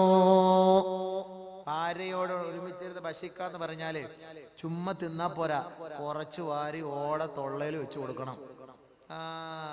അത് കാമുകന്മാരുടെ പണിയല്ല. ഐസ്ക്രീം ഇങ്ങോട്ട് ഇങ്ങോട്ട് വെച്ചു കൊടുക്ക, അത് അങ്ങോട്ട് അവിടെ. ഇവിടെ അതല്ല. സഅദ് ഇബ്നു അബീ വഖാസ് റളിയല്ലാഹു തആല അൻഹുവിനോട് നബി തങ്ങളെ പറയുകയാണ്, വല്ലതും ബുലൂസ് കിട്ടിയോ? യാ സഅദേ, ഓ സഅദേ, ഇന്നക ലൻ തുൻഫിഖ നഫഖതൻ മിമ്മ ബതഗാ ബിഹാ വജ്ഹല്ലാഹി ഇല്ലാ ഉജിർത അലൈഹാ ഹത്താ തളഅ യദക ഫീ ഫമി ഇംറഅതിക. ഏ സഅദ് ഇബ്നു അബീ വഖാസിനോട് അല്ലാഹുവിന്റെ റസൂൽ നൽകുന്ന ഉപദേശം എന്തെന്നറിയുമോ? ഏ സഅദേ, നീ നിന്റെ ഭാര്യയുടെ വായിൽ ഒരു പിടി ഭക്ഷണം വെച്ചു കൊടുത്താൽ അതിനു പോലും അല്ലാഹുവിന്റെ ഭാഗത്ത് നിന്ന് കൂലി നൽകാതിരിക്കുകയില്ല. ഭാര്യയുടെ വായിൽ ഒരു പിടി ഭക്ഷണം, ഒന്നും ഇല്ലെങ്കിൽ ഒരു പപ്പടം എങ്കിലും എടുത്തു വെച്ച് കൊടുക്കണം. പക്ഷെ കുട്ടികൾ കാണരുത് നിർത്തുക. കാരണം എന്താ? പിന്നെ അവന്മാര് പോയിട്ട് ഏതെങ്കിലുമൊക്കെ പെണ്ണുങ്ങളുടെ തൊള്ളയിൽ വെച്ച് കൊടുക്കാൻ പോകും. അപ്പൊ നിങ്ങൾ എന്ത് ചെയ്യണം? ഒറ്റയ്ക്ക് നിങ്ങൾ രണ്ടുപേരും കൂടെ ഒരുമിച്ചിരുന്ന് ഭക്ഷണം കഴിക്കണം. ഒരുമിച്ചിരുന്ന് ഭാര്യയും ഭർത്താവും ഭക്ഷണം കഴിക്കണം. അങ്ങനെ ഭക്ഷണം കഴിക്കുമ്പോ അങ്ങോട്ട് ഒന്ന് കൊടുക്കണം, ഇങ്ങോട്ട് ഒന്ന് വാങ്ങണം. ഇവൻ കുഴച്ചത് ഞാൻ തിന്നുക, അവള് കുഴച്ചത് ഞാൻ തിന്നുക. നബിയുനാ റസൂലുള്ളാഹി തങ്ങളുടെ സ്നേഹബന്ധം ഒന്ന് പറയട്ടെയോ? ആയിഷ ബീവി റളിയല്ലാഹു അൻഹ പറയുകയാണ്, ഞാൻ വെള്ളം കുടിച്ചുകൊണ്ടിരിക്കെ, ഞാൻ ഋതുമതിയാണ്, മെൻസസ് പീരീഡിൽ ഞാൻ വെള്ളം കുടിച്ചുകൊണ്ടിരിക്കുമ്പോ ശേഷം എന്റെ ബാക്കിയുള്ള വെള്ളം ഞാൻ നബി തങ്ങൾക്ക് കൊടുത്തു. അള്ളാഹുവിന്റെ റസൂലിന് ഞാൻ കുടിച്ച വെള്ളത്തിന്റെ പകുതി ഞാൻ കൊടുത്തു. ആയിഷ ബീവി പറയുകയാ, അള്ളാഹുവിന്റെ റസൂല് ഞാൻ ഗ്ലാസിന്റെ ഏത് വക്കില് വെച്ചാണോ വെള്ളം കുടിച്ചത് അതേ ഭാഗത്ത് വെച്ചാണ് അള്ളാഹുവിന്റെ റസൂലിന്റെ ചുണ്ട് ചേർത്തുകൊണ്ട് ആ വെള്ളം കുടിച്ചത്. ഋതുമതിയായിരുന്ന ഞാൻ കുടിച്ച വെള്ളത്തിന്റെ ഉച്ഛിഷ്ടം ലോകത്തിന്റെ വിളിയാളമേ, ലോകത്തിന്റെ പടപ്പാട്ടെ, ലോകത്ത് നന്മ നുകർന്നു കൊടുക്കുവാനും തിന്മ പിഴുതെറിയുവാനും വന്ന ഗുരുനാഥരായ മുഹമ്മദ് മുസ്തഫ അവിടുത്തെ പരിശുദ്ധമായ നാവിൽ അമർത്തിക്കൊണ്ട് കുടിക്കുകയാണ്. ഒരിറച്ചി കഷണമെടുത്ത് ഞാൻ കടിക്കുകയും അള്ളാന്റെ റസൂലിന് ഞാൻ അത് കൊടുക്കുകയും ചെയ്തു. അള്ളാന്റെ റസൂല് ഞാൻ ഏത് പല്ല് വെച്ചാണോ ഏത് ചുണ്ട് കൊണ്ടാണോ അമർത്തിക്കടിച്ചത് അതേ ചുണ്ട് കൊണ്ട് തന്നെ അള്ളാന്റെ റസൂൽ ഞാൻ കടിച്ച ഇറച്ചി കഷണം കടിച്ചുവെന്ന് മഹദിയായ ആയിഷ ബീവി. എന്തിനാണ് ഇങ്ങനെ ചെയ്തത്? ഇന്നമാ ഫഅലത് ദാലിക ലിമാ ബൈനഹു വബൈന ലിമാ ബൈന സൗജി വസൗജതി മിനൽ ഇംബിസാത്ത്. ഭർത്താവ് കുടിച്ചതിന്റെ ബാക്കി ഭാര്യ കുടിക്കൽ, ഭാര്യ കഴിച്ചതിന്റെ ബാക്കി ഭർത്താവ് കഴിക്കൽ, ഭാര്യയുടെ വായിൽ ഭർത്താവ് വെച്ചു കൊടുക്കൽ, ഭർത്താവിന്റെ വായിൽ ഭാര്യ വെച്ചു കൊടുക്കൽ. മിനൽ ഇംബിസാത്ത്, കുടുംബ ജീവിതത്തിന്റെ ഒരു മനപ്പൊരുത്തമത്രേ, ഒരു മനപ്പൊരുത്തമത്രേ. അവർ തമ്മിലുള്ള സ്നേഹത്തിന്റെ അടയാളം അത്, സ്നേഹത്തിന്റെ അടയാളം അത്. ഒരു ദിവസം ആയിഷ ബീവി റളിയല്ലാഹു അൻഹ പറയുകയാ, ഇന്നി ഹായിദുൻ, ഞാൻ ഋതുമതിയായിരിക്കുമ്പോ നബി തങ്ങൾ എന്നോട് പറയുന്നു, യാ ആയിഷ നാവിൽനി അൽ ഖുംറത മിനൽ മസ്ജിദ്, പള്ളിയിൽ നിന്ന് ആ മുസല്ല ഒന്നെടുക്കുമോ ആയിഷ? പള്ളിയിൽ നാം മുസല്ലയുടെ ഉടനെ ഞാൻ നബി തങ്ങളോട് പറഞ്ഞു, ഇന്നി ഹായിദുൻ യാ റസൂലല്ലാഹ്, ഞാൻ ഋതുമതിയാണ് നബിയെ എന്ന് പറഞ്ഞപ്പോ അല്ലാഹുവിന്റെ റസൂൽ പറഞ്ഞു, യാ ആയിഷ ഇന്ന ഹൈളതകി ലൈസത് ബിയദികി. ഋതുമതി നിന്റെ ഹൈളുകാരി എന്ന് പറയുന്നത് നിന്റെ ഹൈലുള്ളത്?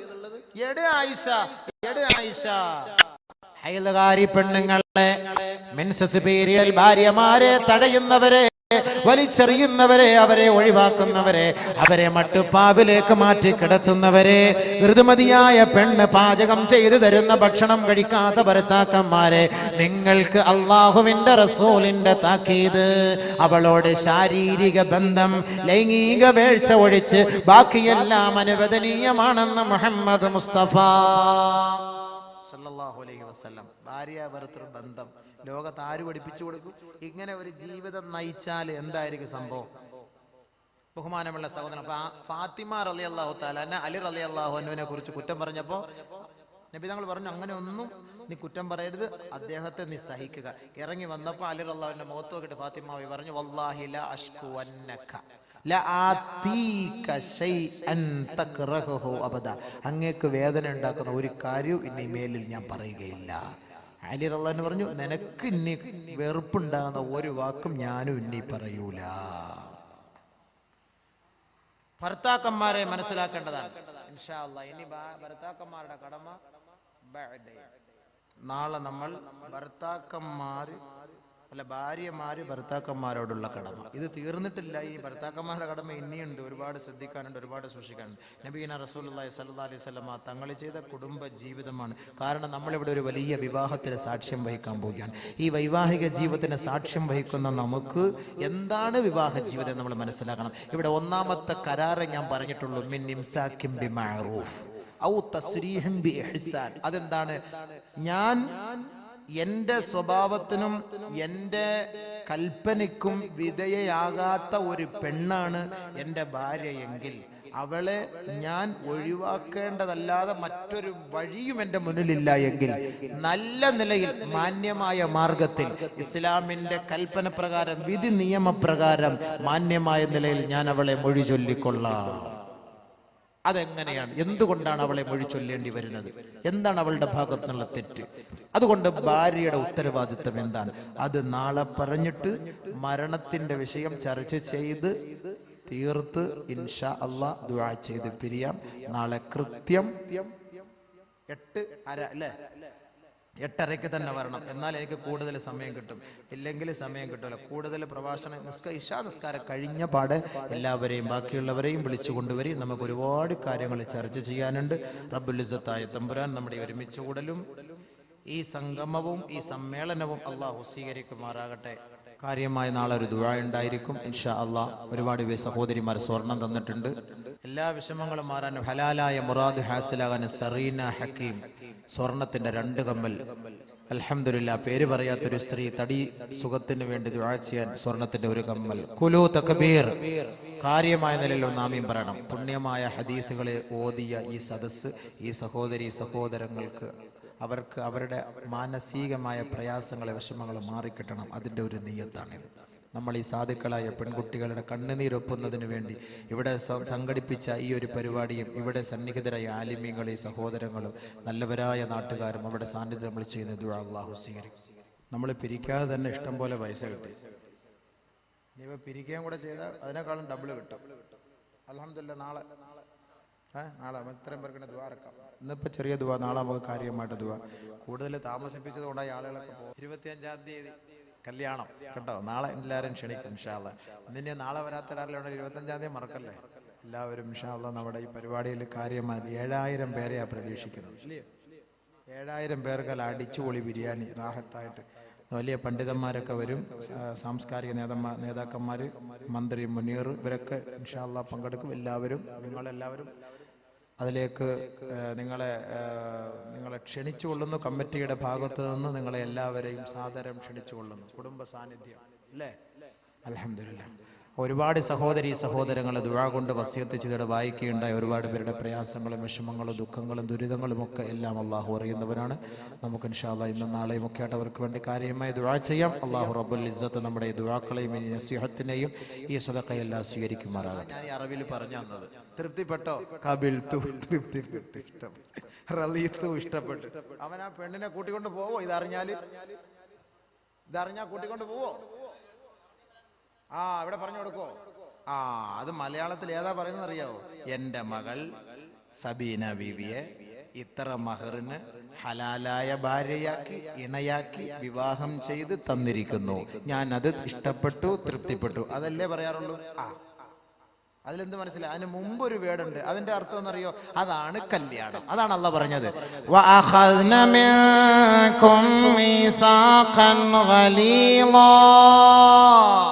ആദ്യമായി ഉസ്താദുമാര് നിങ്ങൾക്ക് പറഞ്ഞു തരുന്നു,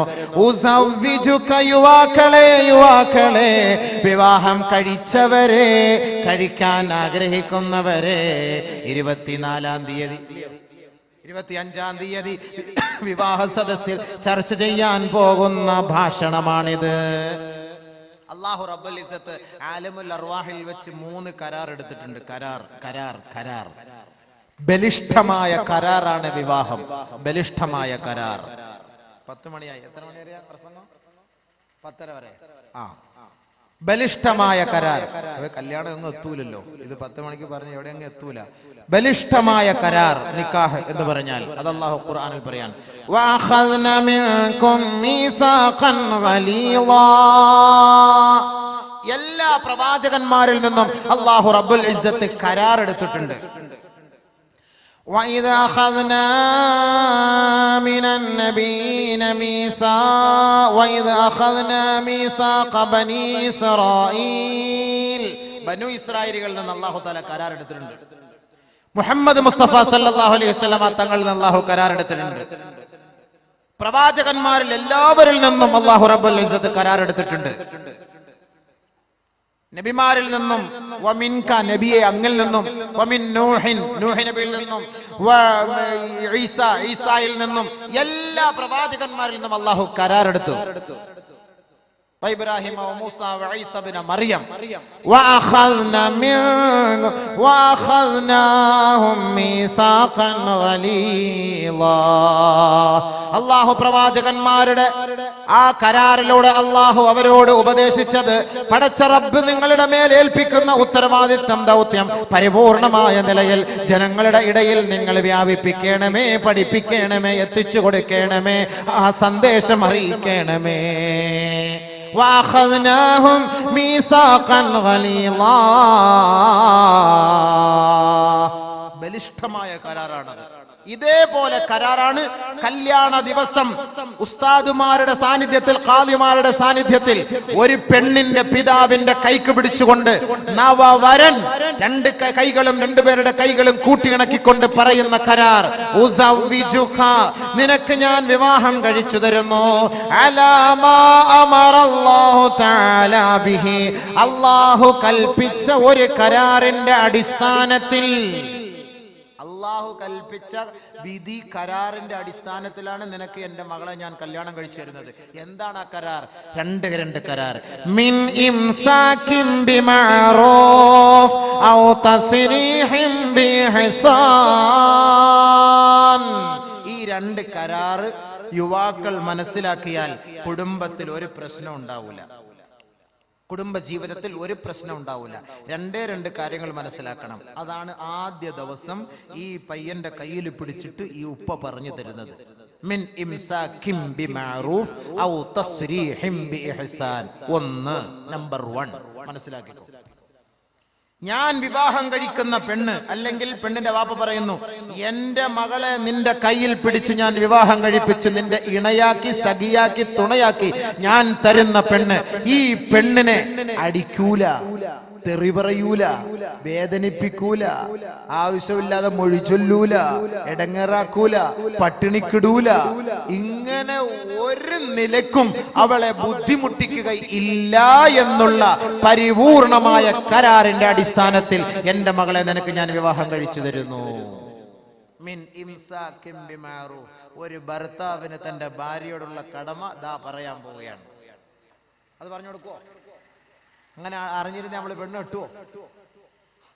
ഇത് മനസ്സിലാക്കിയിരുന്ന പെണ്ണ് കെട്ടോ? മിൻ ഇംസാകിൻ ബിമഅറൂഫ്. ഭാര്യ എന്ന് പറഞ്ഞാൽ ആരാ? ഭരിക്കപ്പെടുന്നവൾ അല്ല.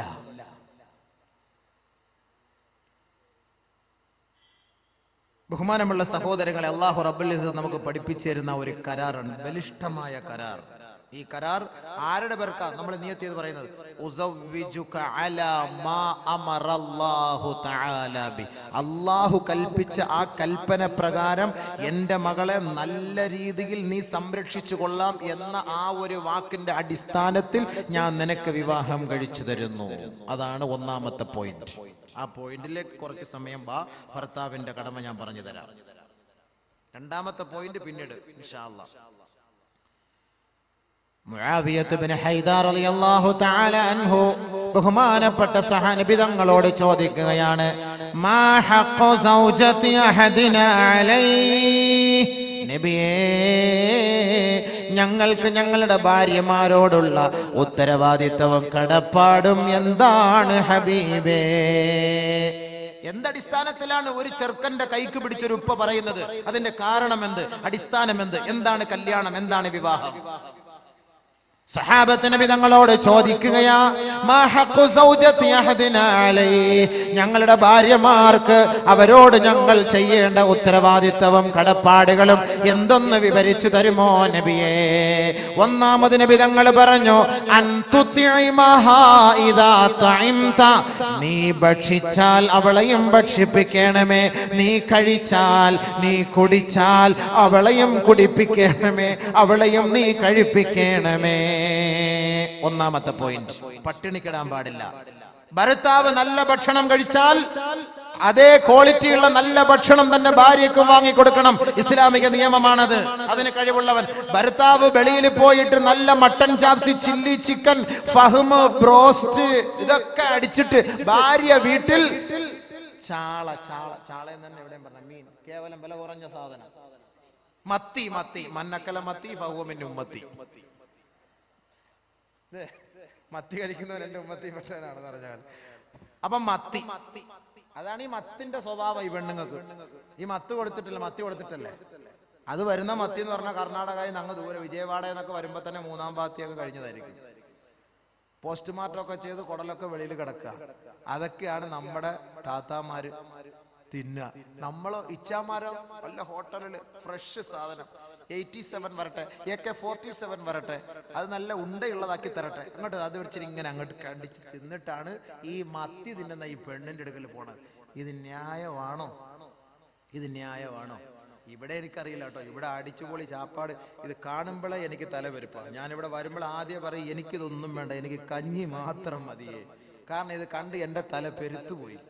ഇവിടുത്തെ ഫ്രിഡ്ജിലൊക്കെ എപ്പോഴും കോഴിക്കാൽ ഇങ്ങനെ നീണ്ടിരിക്കുകയാണ്, മോർച്ചറിയിലുള്ള സാധനം ഇരിക്കുന്നത് പോലെ. ഈ സാധനം ഇങ്ങനെ നിറച്ച് ഇവിടുത്തെ ഒക്കെ ഫ്രിഡ്ജ് നിറച്ചിരിക്കുക. കോഴിക്കാലിന്റെ കാര്യം ഉസ്താദ് രാത്രി 12 മണിക്ക് പറഞ്ഞാൽ നമ്മുടെ ഭാര്യമാരോട്, പക്ഷെ പൂളയുടെ കാര്യം പറഞ്ഞാൽ നടക്കൂല. ഈ സാധനം ഏറ്റവും വില കുറഞ്ഞ സാധനത്തിന് വിലയില്ല, വില കൂടിയ സാധനം ഏത് സമയത്തും ഒക്കെ. അപ്പൊ ഇവിടുത്തെ കാര്യം എനിക്കറിയില്ല. അതുകൊണ്ട് ഭർത്താക്കന്മാർ മനസ്സിലാക്കേണ്ടത്, ഭാര്യയ്ക്ക് ഇഷ്ടമുള്ള തൃപ്തിപ്പെട്ട ഭക്ഷണം കൊടുക്കണം.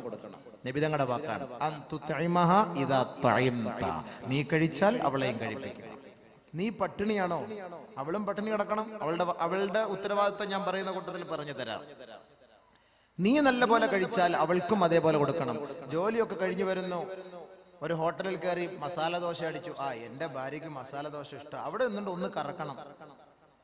മസാല ദോശ എനിക്ക് വേണോ? ഞാൻ കഴിച്ചോണ്ടിരിക്കുക.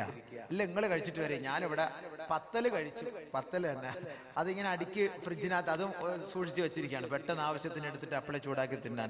അപ്പൊ അങ്ങനെ പത്തല് കഴിച്ചു. നിങ്ങൾ വാങ്ങി കഴിച്ചോളി. ഇജാസത്ത് കിട്ടിയാല് ഉഷാറായിട്ട് കഴിച്ചോളി. ഇല്ലെങ്കിൽ മെല്ലെ ഒരു പാർസൽ കൂടെ വാങ്ങിക്കൊണ്ട് അവക്ക് കൊടുക്കുക. നീ കഴിച്ചാൽ അവളെയും കഴിപ്പിക്കുക. നീ ധരിച്ചാൽ, വസ്ത്രം ധരിച്ചാൽ അവളെയും ധരിപ്പിക്കുക എന്ന് പറഞ്ഞാൽ അതിന്റെ അർത്ഥം എന്താ? നിങ്ങൾ നല്ല വസ്ത്രം ഭാര്യമാർക്ക് വാങ്ങിക്കൊടുക്കണം എന്നാണ് അതിന്റെ അർത്ഥം.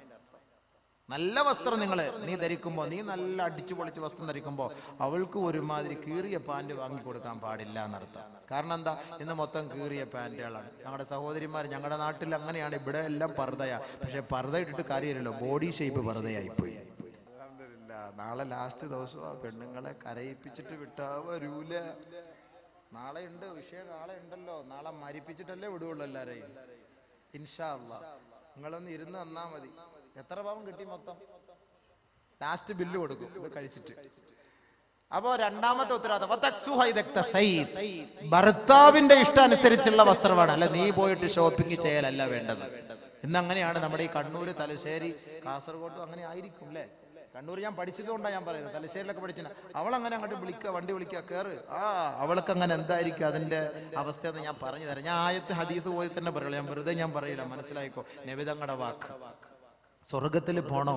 നമ്മൾ ഈ ഒരുമിച്ച് കൂടിയതും ഈ കല്യാണം എന്തിനാണ്? സ്വർഗത്തിൽ പോകാനല്ലേ, അല്ലാതെ ഇവിടെ അടിച്ചു പൊളിക്കാനാണോ? അല്ല, സ്വർഗത്തിലെത്താനാണ്. അതിനുള്ള വഴികളാണ് ഞാൻ പറഞ്ഞു തരുന്നത്. സ്വസ്ഥമായിട്ട് ഇരുന്നതാ പറഞ്ഞു തരാം ഇൻഷാ അല്ലാഹ്. അപ്പൊ രണ്ടാമത് വസ്ത്രം ഭർത്താവ് വാങ്ങിക്കൊടുക്കണം. ഭർത്താവിന്റെ തൃപ്തിക്കുള്ള വസ്ത്രമാണ് ഭാര്യയ്ക്ക് നമ്മൾ വാങ്ങിക്കൊടുക്കേണ്ടത്. ഇന്ന് ഒരുമാതിരി ഇറുകിയ വസ്ത്രം എന്നൊക്കെ പറഞ്ഞാല് ആദ്യം ഗ്രീസ് പുരട്ടണം ശരീരത്തിൽ. ഗ്രീസ്, വണ്ടിയുടെ ഗ്രീസ് പറ്റല്ലേ താഴോട്ട് പോകുള്ളൂ. അത്രയ്ക്ക് ഇറുകിയ വസ്ത്രങ്ങളാണ് ഇന്ന് നമ്മുടെ സഹോദരിമാര് ധരിക്കുക. ഒന്നാമത് കൊടും ചൂട്. കാസർഗോഡ് ജില്ലയിൽ, ഞങ്ങളുടെ നാട്ടിൽ നല്ല മഴ. അള്ളാഹു ഈ നാട്ടിൽ നീ മഴ കൊടുക്കണേ പടച്ചവനെ. വെള്ളമില്ല, പള്ളിയിലൊന്നും വെള്ളമില്ല. പരിപാടി ഞങ്ങൾക്ക് ഒരു ദിവസം ക്യാൻസൽ ആയാലും കുഴപ്പമില്ല, നീ നല്ല മഴതാ പടച്ചവനെ. റബ്ബേ, റഹ്മാനായ റബ്ബേ. അത് സങ്കടരാമ്യം പറയൂല. അതെന്താ നിങ്ങൾ ആമ്യം പറയാത്ത? നമ്മുടെ അബ്ബാസിക്ക നിങ്ങളെന്താ ആമ്യം പറയാത്ത? മഴയുടെ കാര്യം പറഞ്ഞപ്പോ ഞാൻ ഇന്ന് തുടക്കത്തിലെ ദുആയിരുന്നു മഴയ്ക്ക് വേണ്ടി. അള്ളാഹു ഭയങ്കര ചൂട്, അള്ളാഹു നീ മഴ നൽകണേ പടച്ചവനെ. അത് വലിയ അനുഗ്രഹമാണ് റഹ്മാനെ. ഈ ആയിരങ്ങൾ ഒരുമിച്ച് കൂടിയ ഈ പുണ്യമായ സദസ്സിൽ അവരുടെ ബർക്കത്ത് കൊണ്ട്, ഈ ഇൽമിന്റെ ബർക്കത്ത് കൊണ്ട് റഹ്മാനെ ഈ നാട്ടിൽ നീ മഴയും വെള്ളവും നൽകി അനുഗ്രഹിക്കണേ റബ്ബേ. നിന്റെ കുതിർത്ത് കൊണ്ട് നീ അനുഗ്രഹിക്കണേ റബ്ബേ. വെള്ളമില്ല പടച്ചവനെ. കുട്ടികളും കാലികളും വൃക്ഷങ്ങളും സസ്യങ്ങളും എല്ലാം ദാഹിക്കുന്നു പടച്ചവനെ, കഷ്ടപ്പെടുന്നു റബ്ബേ. നിന്റെ അനുഗ്രഹം ഒന്ന് ചൊരിയണേ നാദാ. എത്രയോ മഹാന്മാർ അന്ത്യവിശ്രമം കൊള്ളുന്ന നാടാണ് പടച്ചവനെ. റബ്ബേ, നിന്റെ അനുഗ്രഹം നീ നാട്ടിലേക്ക് ചൊരിയണേ പടച്ചവനെ. നീ കബൂലാക്കണേ അല്ലാഹുവേ. ഞങ്ങളുടെ പാവങ്ങളെല്ലാം നിന്റെ മുന്നിൽ പറഞ്ഞ് ഞങ്ങൾ പശ്ചാത്തപിക്കുന്നു അല്ലാഹുവേ. നീ ഞങ്ങളോട് കരുണ കാണിക്കണേ പടച്ചവനെ. ഞങ്ങളുടെ കുട്ടികളോട്, ഞങ്ങളുടെ മൃഗങ്ങളോട്, ഞങ്ങളുടെ സസ്യങ്ങളോട്, ഞങ്ങളുടെ വൃക്ഷങ്ങളോട് നീ കരുണ കാണിക്കണേ അല്ലാഹുവേ. ഞങ്ങൾക്ക് ആവശ്യമായ അനുകൂലമായ നിലയുള്ള മഴയും വെള്ളവും നൽകി ഞങ്ങളെ നീ സമാശ്വസിപ്പിക്കുകയും സന്തോഷിപ്പിക്കുകയും ചെയ്യണമേ തമ്പുരാനെ. ഇടയ്ക്ക് ഇങ്ങനെ ദുആയിരുന്നോളി, അത് കബൂലാവും ഇൻഷാ അല്ലാഹ്. നമുക്ക് മഴ കിട്ടിയ വലിയ സന്തോഷമല്ലേ. അള്ളാഹു അത് കബൂലാക്കി തെരുമാറാകട്ടെ. കാരണം നമ്മൾ ഒരുപാട് പെൺകുട്ടികളുടെ കണ്ണുനീരൊപ്പുന്നതിന് വേണ്ടിയുള്ള പരിശ്രമമാണ് നമ്മൾ ഇവിടെ നടത്തുന്നത്. അപ്പൊ അതിന്റെ പേരിൽ അള്ളാഹു നമ്മളെ സഹായിക്കും. വലിയ സഹായം അള്ളാഹു നമുക്ക് തരുന്നു. അതിന്റെ പേരിൽ അൽഹംദുലില്ലാഹ് അള്ളാഹു നമുക്ക് വെള്ളം തരും, യാതൊരു സംശയവുമില്ല. നിങ്ങൾ ധൈര്യമായിട്ടിരുന്നോളി. അപ്പോൾ ഭർത്താവിന്റെ അനുവാദമില്ലാതെ പോയി വസ്ത്രം എടുക്കരുത്. ഒരു ഭർത്താവ് ഇഷ്ടപ്പെടുന്ന വസ്ത്രം. അപ്പോൾ മോഡേൺ വസ്ത്രം വാങ്ങിക്കൊടുക്കാതെ അവളുടെ ഔറത്ത് മറഞ്ഞു കിടക്കുന്ന മാന്യമായ വസ്ത്രം ഭർത്താവിന്റെ അനുവാദത്തോടുകൂടി ഭർത്താവ് വാങ്ങിക്കൊടുക്കട്ടെ. രണ്ടാമത്തെ ഉത്തരവാദിത്വം.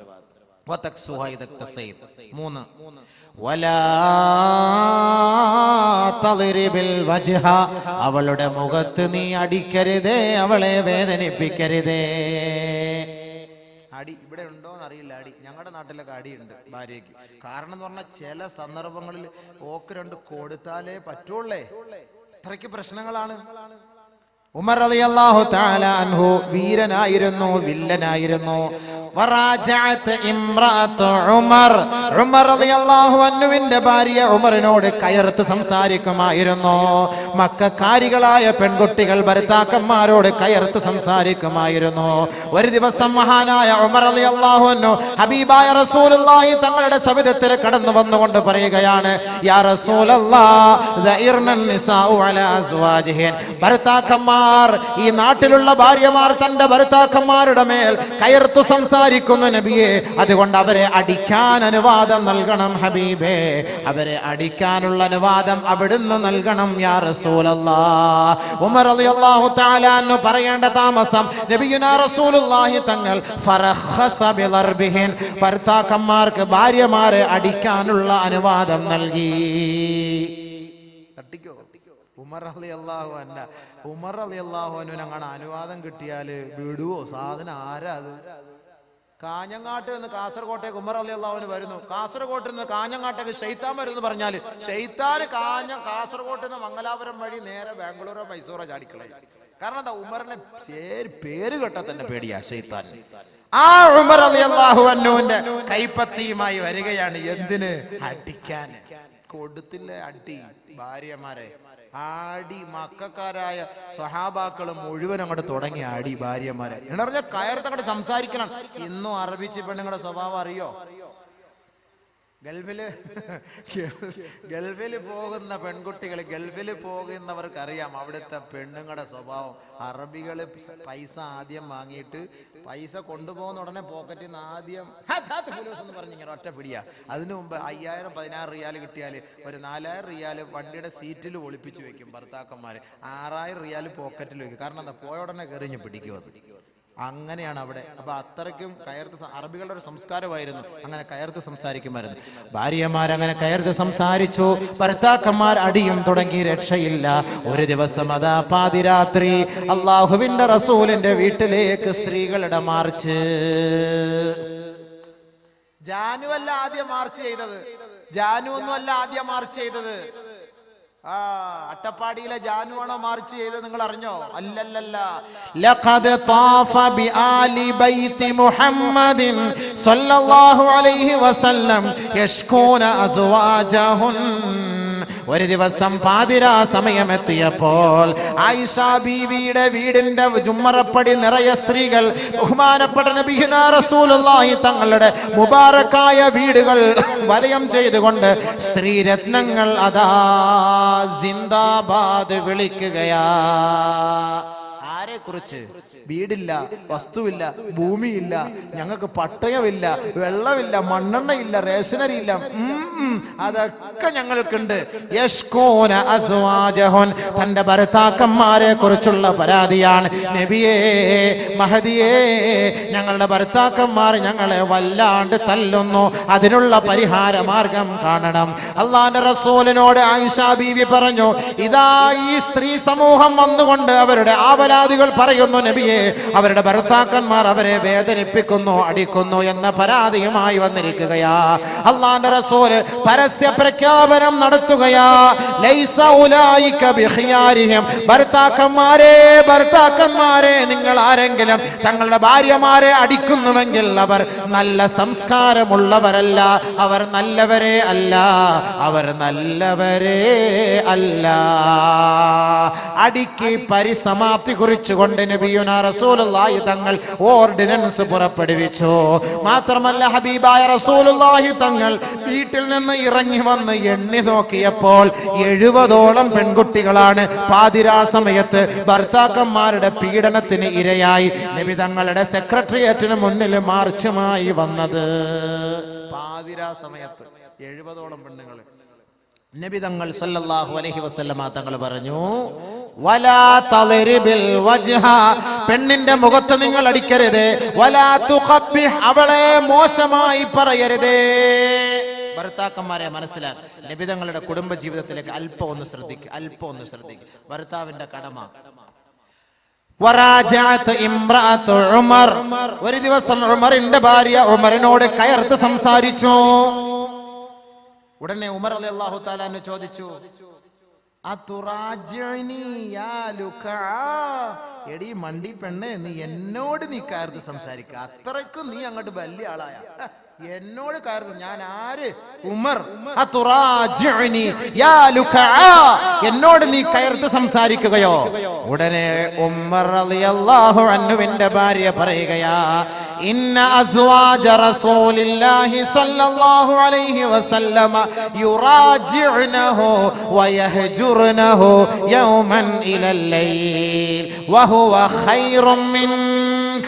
നിങ്ങൾ പോ മനുഷ്യ.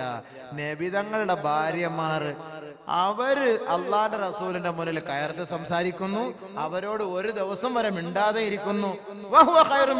നിങ്ങളെക്കാൾ എത്രയോ പോരിശമുള്ള മനുഷ്യനാ ആ മനുഷ്യന്റെ ഭാര്യമാര്, അവരോട് കയർത്ത് സംസാരിക്കുന്നത്. പിന്നെ നിങ്ങൾ പോയി മനുഷ്യ.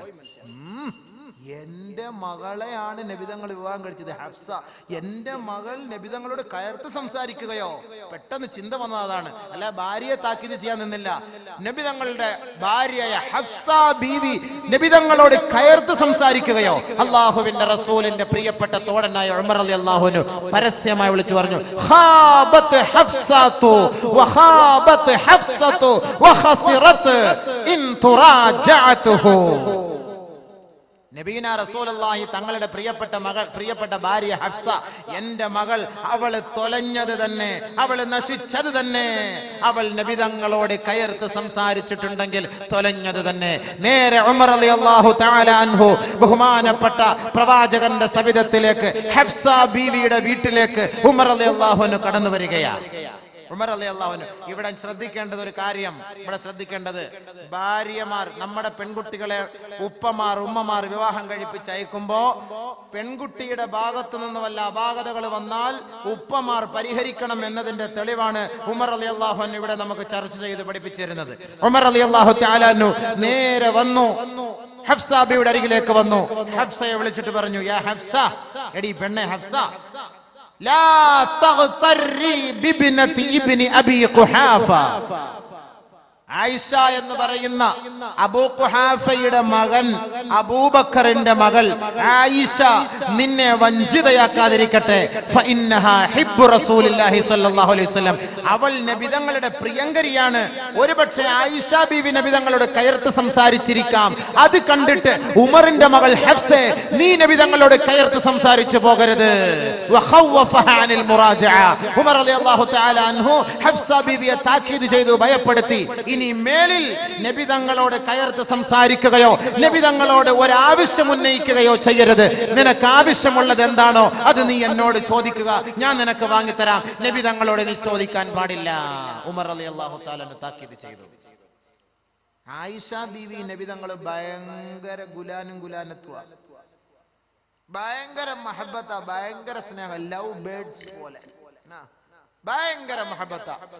ബാക്കിയുള്ളവരുടെ മുഹബത്ത് ഇല്ല എന്നല്ല അതിന്റെ അർത്ഥം, അത് മനസ്സിലാക്കണം. ചില ആളുകൾക്ക് ചിലരോട് ഇത്തിരി മുഹബത്ത് ഉണ്ടല്ലോ, അത് എത്രത്തോളം ഒക്കെ ആണെങ്കിലും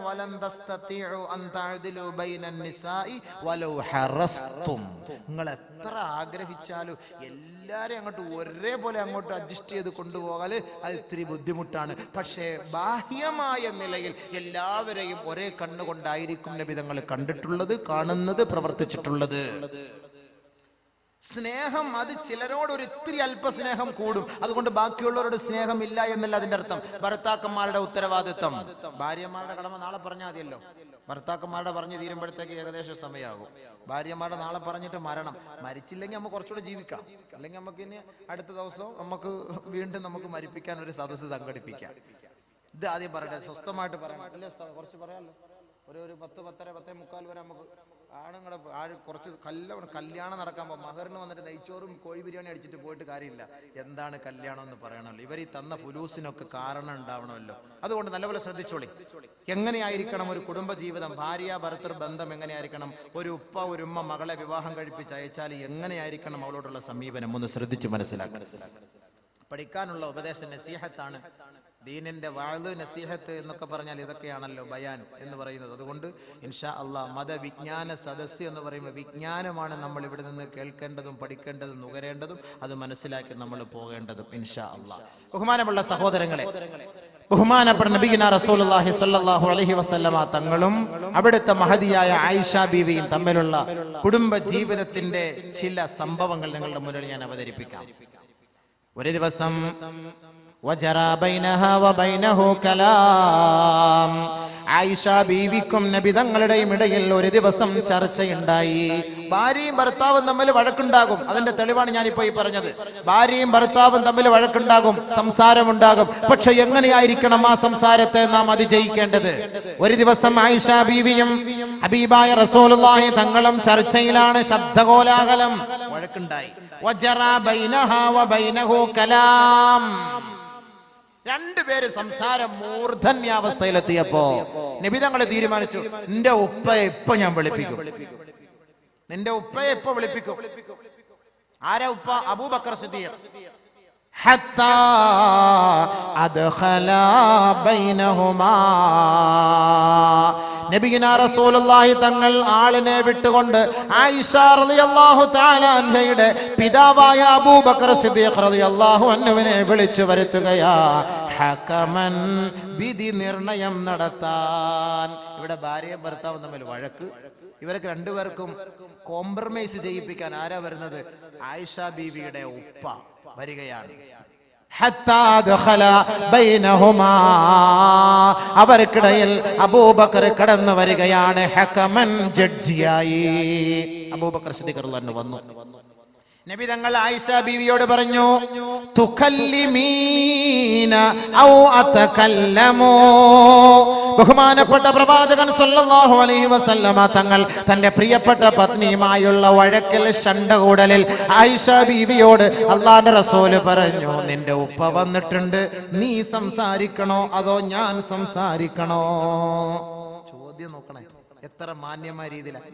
പെണ്ണെ, നിന്റെ ഉപ്പ വന്നിട്ടുണ്ട്, തുകല്ലിമീന ഔ അതകല്ലമു, നീ സംസാരിക്കണോ അതോ ഞാൻ സംസാരിക്കട്ടെയോ? ആയിഷ ബീവി പറഞ്ഞ വാക്ക് കേട്ടോ, നല്ലപോലെ ശ്രദ്ധിച്ചോണം.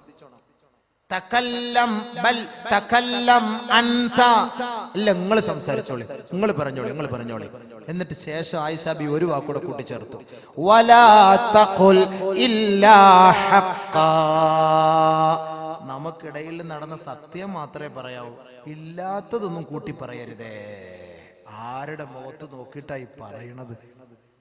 നമ്മളെ പോലുള്ള സാദാ സീത ഒരു ഭർത്താവിന്റെ മുഖത്ത് നോക്കിയിട്ടാണോ ഈ പറയുന്നത്? നബിയുനാ റസൂലുള്ളാഹി തങ്ങളുടെ മുഖത്ത് നോക്കിക്കൊണ്ട് ആയിഷ ബീവി റളിയല്ലാഹു അൻഹ പറയുകയാണ്, നിങ്ങൾ സംസാരിച്ചു കൊള്ളുക, പക്ഷേ വലാ തഖുൽ ഇല്ലാ ഹഖ്ഖാ, സത്യം മാത്രമേ പറയാവൂ. അബൂബക്കർ സിദ്ദീഖിന് ഉച്ചി മുതൽ ഉള്ളങ്കാൽ വരെ പെരുത്തു വരികയും അബൂബക്കർ സിദ്ദീഖ് അടിക്കുകയും ഹത്താ ദുമിയ ഫിഹാ, അവളുടെ മുഖത്ത് നിന്ന് വായിൽ നിന്ന് രക്തമൊലിക്കുകയും സ്വന്തം മകളുടെ കർണപുടത്തിന് ഒരൊറ്റയടി അബൂബക്കർ സിദ്ദീഖ് റളിയല്ലാഹു തആല പിതാവ്. കാരണം എന്താ? അബൂബക്കർ സിദ്ദീഖ് ഫഖാല പറഞ്ഞു, യാ ഉദയ്യതു നഫ്സഹ, തന്റെ ശരീരത്തെ നശിപ്പിച്ച പെണ്ണെ, അവ യഖൂലു ഗൈറൽ ഹഖ്, ഇരിക്കുന്നത് ആരെന്ന് നീ അറിഞ്ഞോ? ലോകത്തിന്റെ നായകൻ, സത്യം ലോകത്ത് വിളിച്ചോതാൻ വന്ന ഹബീബായ റസൂലുള്ളാഹി തങ്ങൾ, ഈ ഹബീബായ തങ്ങൾ കള്ളം പറയുമെന്നോ? എന്ത് വിഡ്ഢിത്തമാണ് നീ വിളിച്ചു പറയുന്നത്? ബഹുമാനപ്പെട്ട അബൂബക്കർ സിദ്ദീഖ് റളിയല്ലാഹു തആല അൻഹു ആയിഷ ബീവി അടിച്ച അടിയിൽ വായിൽ നിന്ന് രക്തമൊലിച്ചു. അബൂബക്കർ സിദ്ദീഖ് റളിയല്ലാഹു അൻഹു പിതാവാണ്. ബഹുമാനപ്പെട്ട നബിയും തന്റെ ഭാര്യയുമായ ആയിഷയുമായിട്ട് ശണ്ടേല വഴക്കിലാണ്. അബൂബക്കർ വാപ്പ മകളെ അടിച്ചു. ഫസ്തജാറത് ബിറസൂലില്ലാഹി സ്വല്ലല്ലാഹു അലൈഹി വസല്ലം, നബിയുനാ റസൂലുള്ളാഹി തങ്ങളെ വന്ന് ആയിഷ ബീവി സഹായത്തിനു വേണ്ടി അഭയം തേടി. ഇവിടെ നമ്മൾ ചിന്തിക്കേണ്ടത് എന്താണ്? നമ്മുടെ ഉപ്പ മകളുടെ സാന്നിധ്യത്തിൽ, മരുമകന്റെ സാന്നിധ്യത്തിൽ മകളെ അടിച്ചാലും ആ മകൾ സഹായത്തിന് പോകുന്നത് ഉപ്പയോടോ ഉമ്മയോടോ ആയിരിക്കും, ഭർത്താവിനോട് പോലെ. കാരണം എന്താ? ഭർത്താവോട് വഴക്കല്ലേ, പിന്നെ അങ്ങനെ പോയി കഴിഞ്ഞാൽ പിന്നെ അവന്റെ ഭാഗത്ത് നിന്ന് അടി കിട്ടൂലേ?